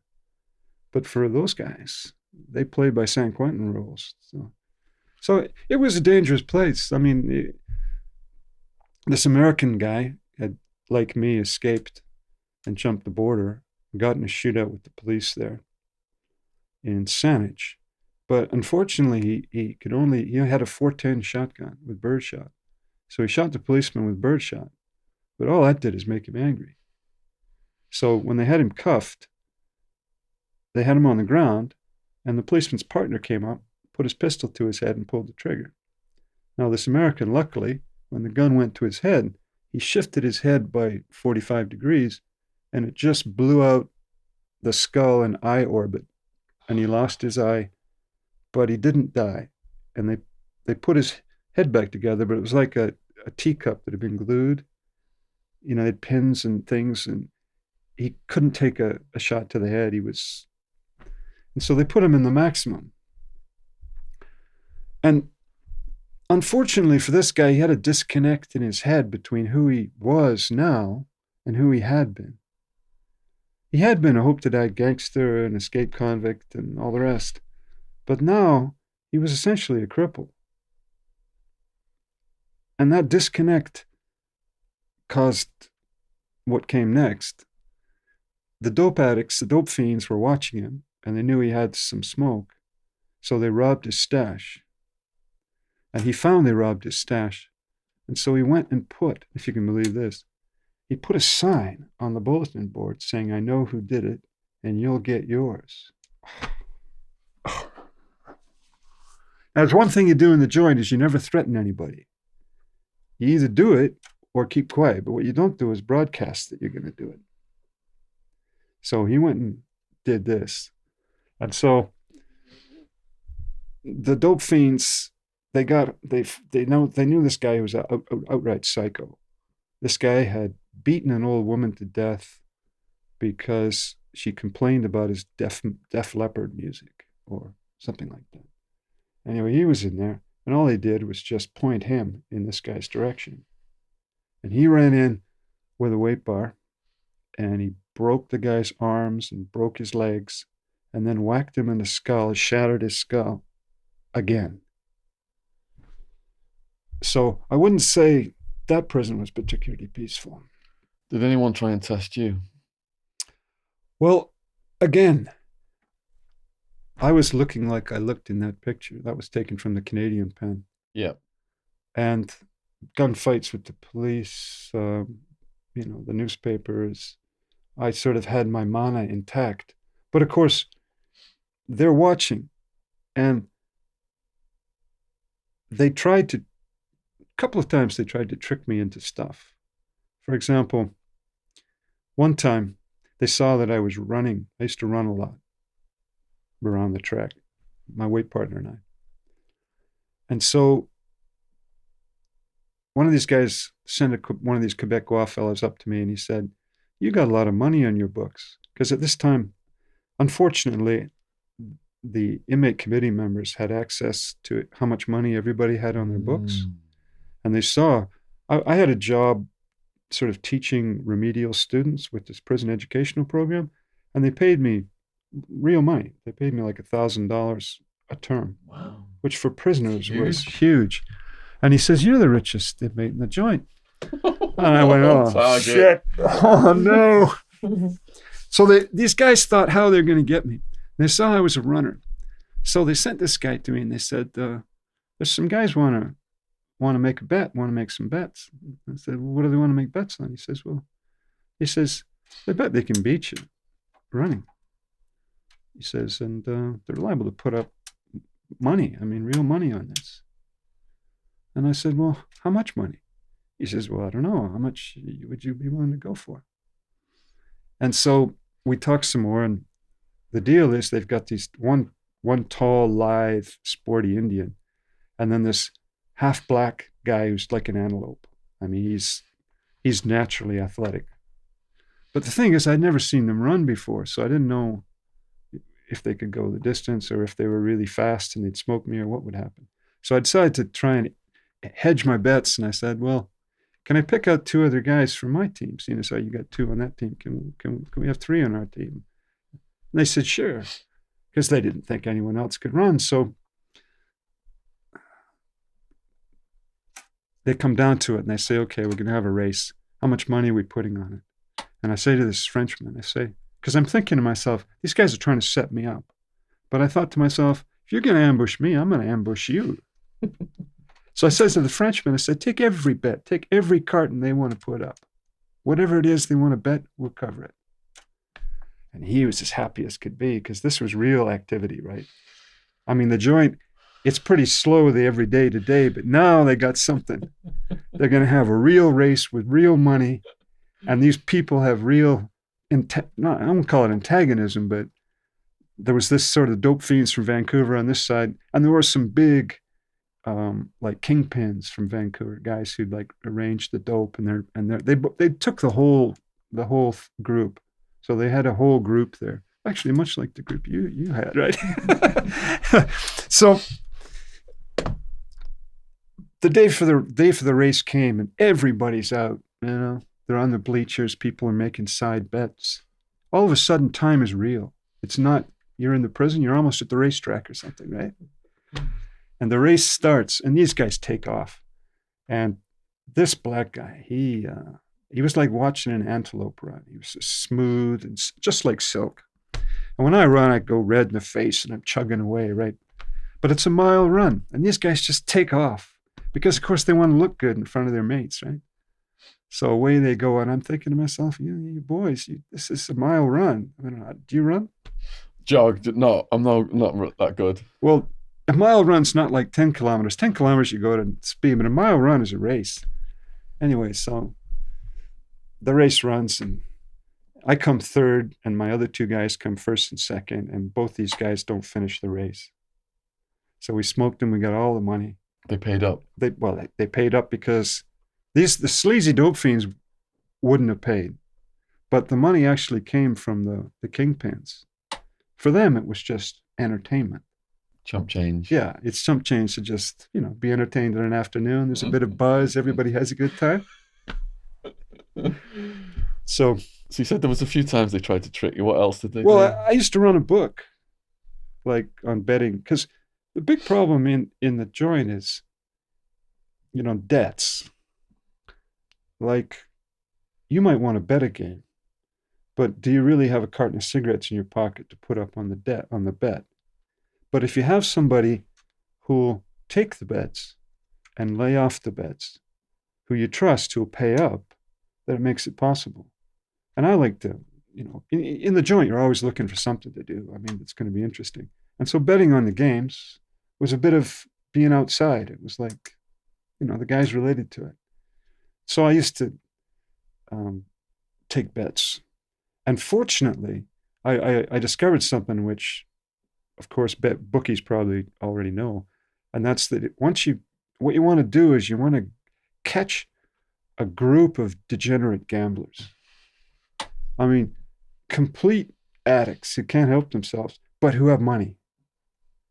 And fortunately for me, there were 2 Chinese drug importers, and there was a bent stockbroker. And these guys, the bent stockbroker couldn't, for the life of him, if he bet one side of a bet, you knew they were going to lose. You could just throw your inheritance on it.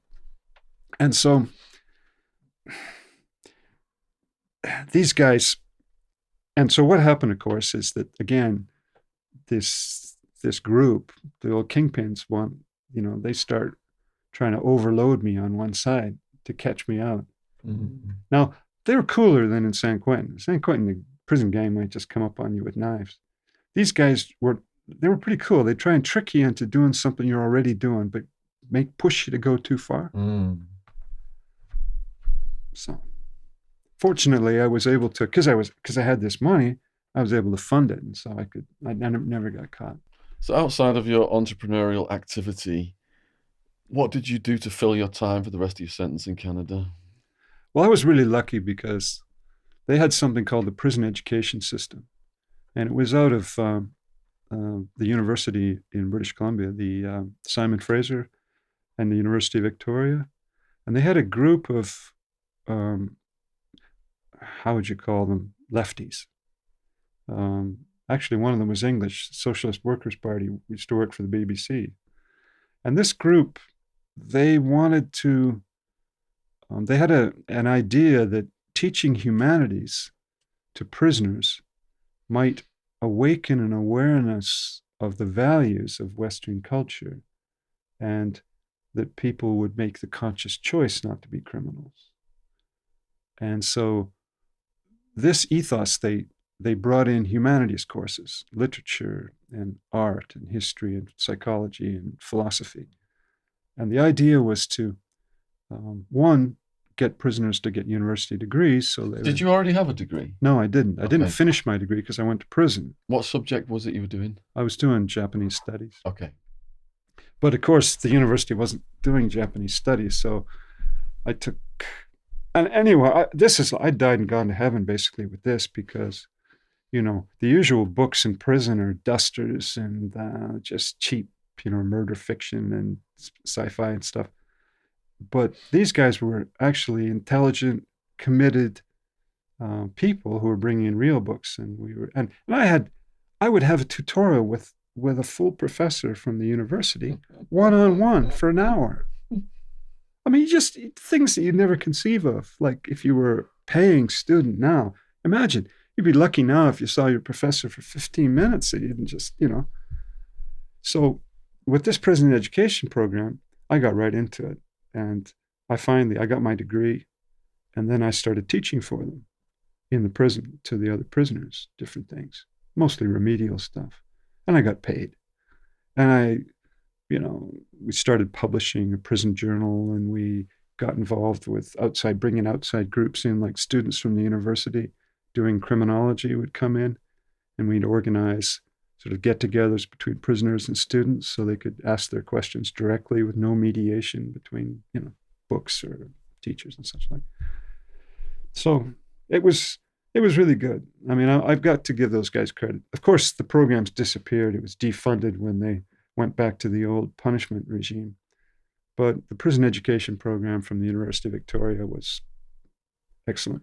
So how did it feel to go from this high adrenaline lifestyle then to be teaching people, prisoners? A third of the prisoners where our house couldn't even read or write, and I was assigned at one point to help them do some stuff for the high school, the GED, I think it's called. So to go from this wild lifestyle and helping other people, how did that feel? Well, it wasn't a hard transition because my mother was a university professor and I grew up around universities. So I sort of knew how to carry myself. And I'd been a student before I was busted. And so, in a sense, I'd got that stuff out of my system. I think, what do they call it when a boy wants to turn into a man? A rite of passage? Yeah. Well, that was my rite of passage, going to San Quentin, basically. Baptism of fire. Yeah, I knew who I was after that, and I was secure in myself. And that means something. And of course, you know, that's 11 years spent inside. But you can't look at what is time wasted. I mean, is time wasted working at the Lloyd's Bank for 11 years, you know, punching the computer screen? Is that? I mean, what else did I learn? I learned how to play badminton in prison. What about chess? My tennis game improved. Canada, I must say, has got some good sports facilities. And did you play any chess? The guys' checkers is their game. Checkers, okay. Prisoners in America, chess is a bit too cerebral for them. We're talking checkers. Did you play chess with anybody? Yeah. There was heavyweight chess players in Arizona, definitely. They schooled me. I thought I knew a thing or two because I was in a chess club when I was a kid. I went in there, got my ass whooped right away. I had to have my parents sending in chess books so I could learn all these opening moves and all that kind of stuff. These guys, they like gambling, poker. Yeah. But of course, I wouldn't sit down with anybody because in Canada, for example, that bent stockbroker I was telling you about, he came in, he brought $5,000 up his ass, and I guess he wanted to buy friends or something, try and protect him against. So he sat down at the poker table, and there were 6 guys playing. And of course, he lost his $5,000 like in about 3 days. Yeah. And what he didn't know was that every single person was playing him. They're all playing together. You got hustled. He got hustled. You know. So I wouldn't play games with people because, like, if you start playing chess with somebody, the next thing they want to start betting cigarettes you know the guy's going to try and hustle you. Yeah, I never staked anything on my games. It was just sportsman's pleasure. Well, that's all right if you can maintain it like that. Yeah. So, what year did you get released in Canada? Well, I was deported to England in 1987. Why were you deported to England? I was born here, Whereabouts in England were you born? Carlisle. Okay, and how did you end up in America? My mother was a professor there. So your parents, were they both from Scotland? No, my father's from Lincolnshire. Lincolnshire. Yeah. And your mother? She was Canadian. Canadian, and then they were teaching and working out of California. Yeah. I see. They both got PhDs at the University of California. I see. Okay. So when you ended up deported to the UK, did you have anybody here? Well, I got some cousins, but of course, you know, you get your family reputation is basically Black sheep. Yeah. So what was your support structure? What year was it again? Sorry. 1987. So 1987, we've got England it's like the crash of 87, is the big rise of the yuppies and all that kind of stuff. Thatcher, is it? And you're coming back to the UK, black sheep, family members probably don't want to support you. So what do you do? The dole. The dole? Yeah. And did the dole give you housing benefit, a place to live and all that? A flat? Yeah. What part of the UK were you in? South Coast. South Coast. Yeah. And so I basically got the dole, but I mean, in those days you could live on the dole, and it was okay, but there's no future to it. So I thought to myself, I've got to take my education a bit further if I'm going to do anything, because I mean I have to say I realized that I'd gone as close to the edge of the abyss as you could. Now, the guys, remember I told you there were guys in my tip?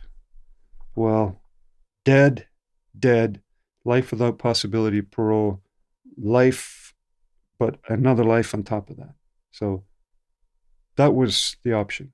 So you're not thinking, look at what's happened to those guys. I'm going to make a go of the straight and narrow and try and rebuild my life and not go back to crime. Exactly. I completely turned back on crime because there was no, I mean, you know, in California, it's 3 strikes and you're out. Well, I had my 3 strikes, and you know, the next time I'd just be written off as a habitual criminal. So, how old were you in 1987? 1987, I would have been 33. You strike me as, you know, you got these entrepreneurial skills. Obviously, is that what you then did? Did you kind of like do your own business? Well, I eventually ended up in business, but yeah, I'll take my hand at whatever's coming up if there's an opportunity. I mean, if my theory is if you can do business in San Quentin, you can do business anywhere, right? That should be inspirational to prisoners worldwide. Jesus. So my therapist said to me, Shaun, look, the skills you've cultivated in here to deal with these thugs is going to last you for the rest of your life. So is that what you're saying here? Well, for example, I have a property. It's an old industrial property. And when I bought it, I had this tenant, and he's a junkyard dog. He was one of these fellas, big guy, bald head. He's involved in the dark side and all kinds of stuff. But he loved to intimidate people. So he would shout in your face and bang the table and make threats. And he threatened the fella I bought the place from so badly that the old guy sold it cheap just to get out of there. And I inherited this guy. But it was like watching him go through his routine. I'd seen it 100 times before. I was just watching. It was like, you know, it was like watching a drama on TV. Each time he'd like take, because he was smart. He wouldn't, you know, he'd come right to the edge. Like one time, he didn't pay the rent for a while. So I went to his house late one night and banged on the door. He wasn't there, but his 16-year-old daughter was. And she said, "What do you want?" I said, "I want my rent money." She said, "What do you mean?" I said, "Your daddy's not paying the rent." He told me he did. I said, "Well, you go tell him." Anyway, so next time I come to the place, he just starts ranting and raving. "You went to my house, you talked to my daughter, you told her I hadn't paid the rent," screaming and shouting and banging the table, and he throws a chair against the wall. And I'm just watching this guy. Of course, I'm sitting myself, so if he like makes a move my direction, I can deal with him. But you've gone through all that. You've seen that routine worked out. That's a prison routine. The guy screams and shouts, gets in your face, and you're meant to back down. You're meant to be intimidated. Probing your reaction. So like and that was, in fact, that guy still has the property next door. So. So how successful have you become? Well, successful enough. I mean, what is successful these days? I don't know. I mean, the money's inflated so badly. You call it the British peso now. I think when you go through these things, you learn that success is mental, really. And you strike me as level-headed. Well, if you feel comfortable with yourself, you've been successful. Yeah, if you're happy in your own skin. Yeah, that's the one, isn't it? That's the one. Yeah. Because, money doesn't really matter that much.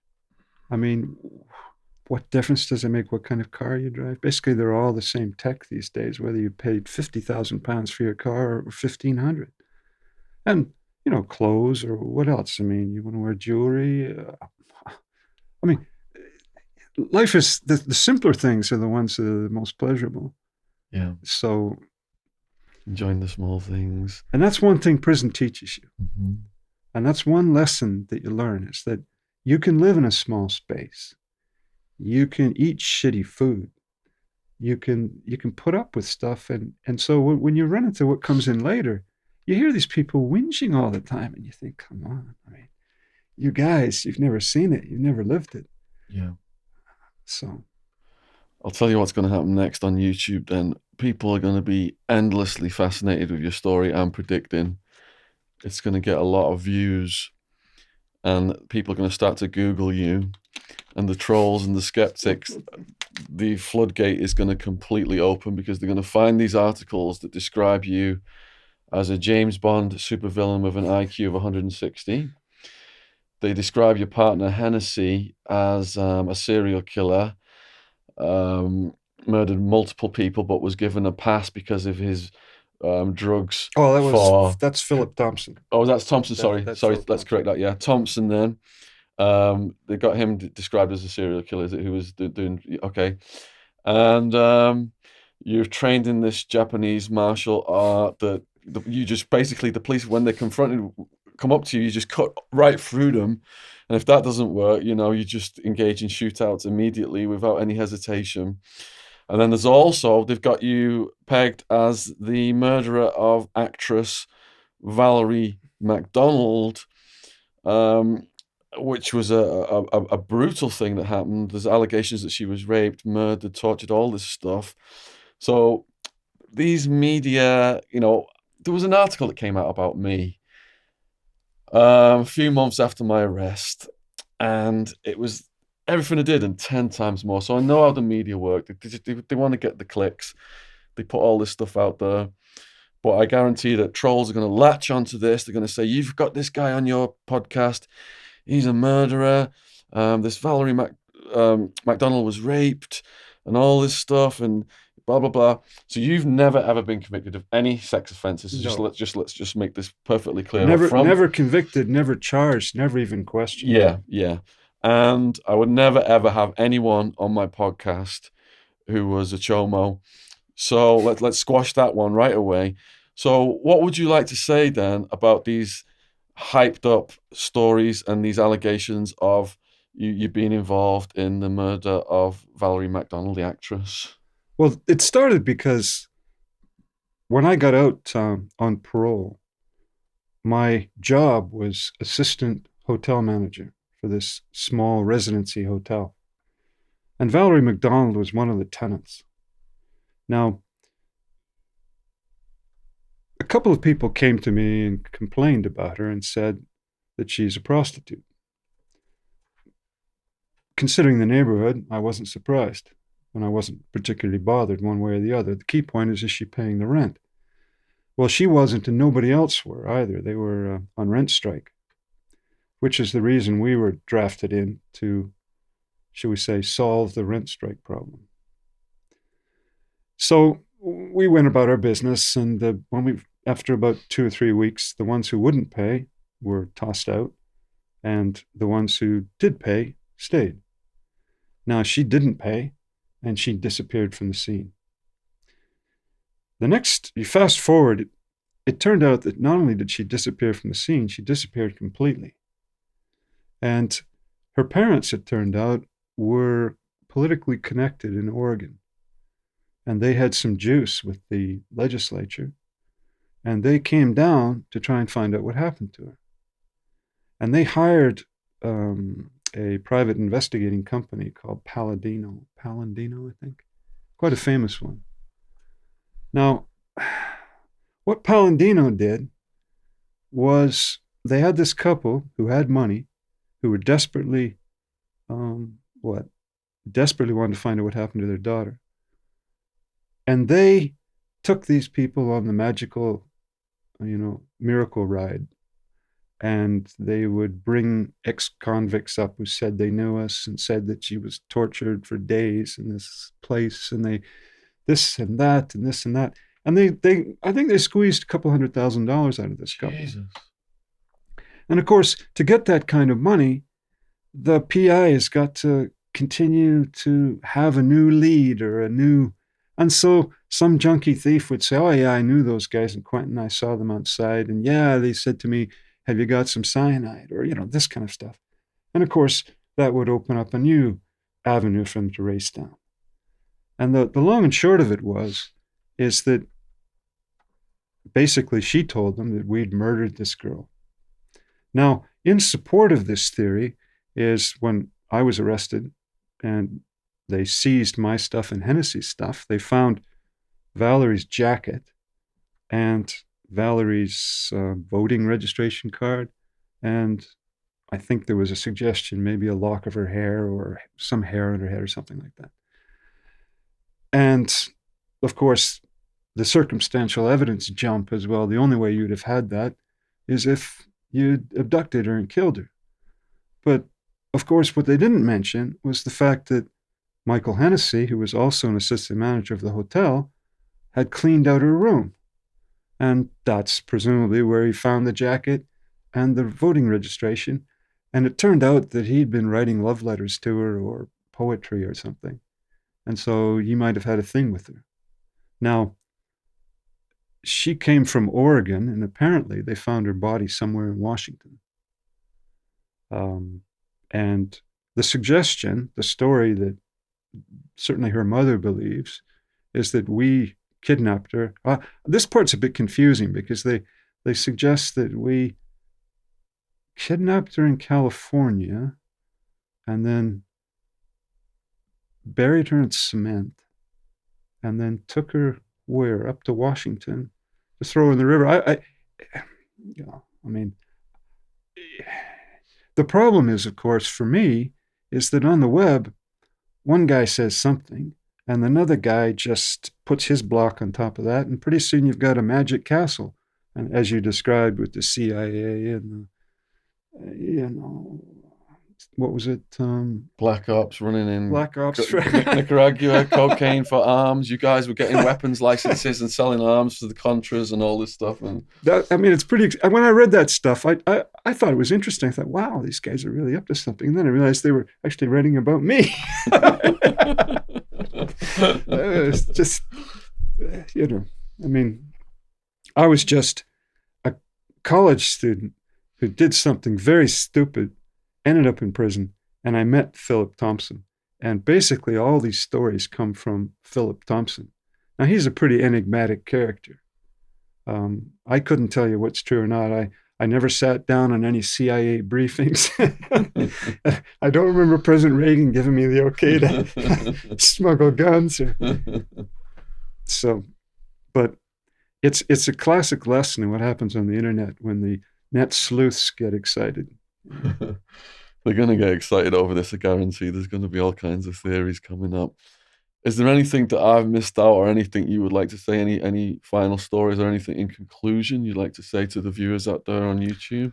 Well, the thing that got me sort of coming here, and that I feel is a real injustice, is the fact that in today's internet world, once your name is on the internet as a criminal or having committed a criminal offense, you have no chance to put together a future. Not the chance I had.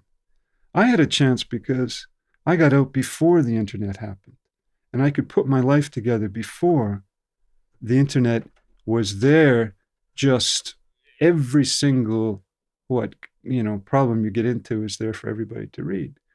Now, how does a guy in Britain, for example, who comes out of prison, how does he get a job except for being a navvy at a construction site, maybe?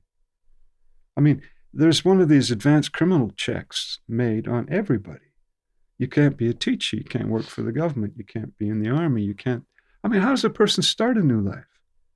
And that's the part that seems deeply unfair to me.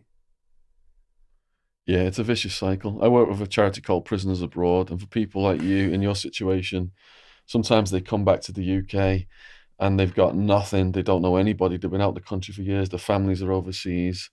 So Prisoners Abroad will hook them up with a place to live, so they can have a shower right away and get cleaned up, try and get them to job interviews and stuff like that. So there are some companies in this country, I think like Timpson's and stuff like that, make extra efforts to try and hire people with criminal records. But you're right, the recidivism rate for people getting out with criminal records is so high because it's such a competitive job environment. Are they going to give it to someone who's volunteering that they've committed crimes, or are they going to give it to somebody else? And generally they'll just give it to somebody else. Well, for example, I worked as a teacher. I worked as a teacher for many years, and I was successful as a teacher. I could handle problem students. It really wasn't a problem, Mm-hmm. I mean, and I had an interesting take on things because of my life experiences. Mm-hmm. Now, why should people be barred from teaching because they had a criminal record? I mean, I could understand it if you were a pedophile or something like that. But, students need different points of view. You can't just be the same sort of, cookie cutter lefty university student gets his degree and then goes to the classroom. And it's a real shame. So I think the work you do is excellent because you are giving another point of view and you are giving opportunities for the ex-convicts to, put their viewpoint forward. Appreciate that, John. Shall we finish with a San Quentin prison handshake? I don't know. There wasn't much touching of bodies in San Quentin. In Arizona, it was the... What was it in San Quentin? No, people were pretty nervous about their personal space. You just didn't get close? No, you didn't get close to people like that or make moves. Maybe you're Sally, Does that mean I'm not going to get a hug then? Is that what you want? Cheers, brother. All right, thanks for coming on, man. It was brilliant.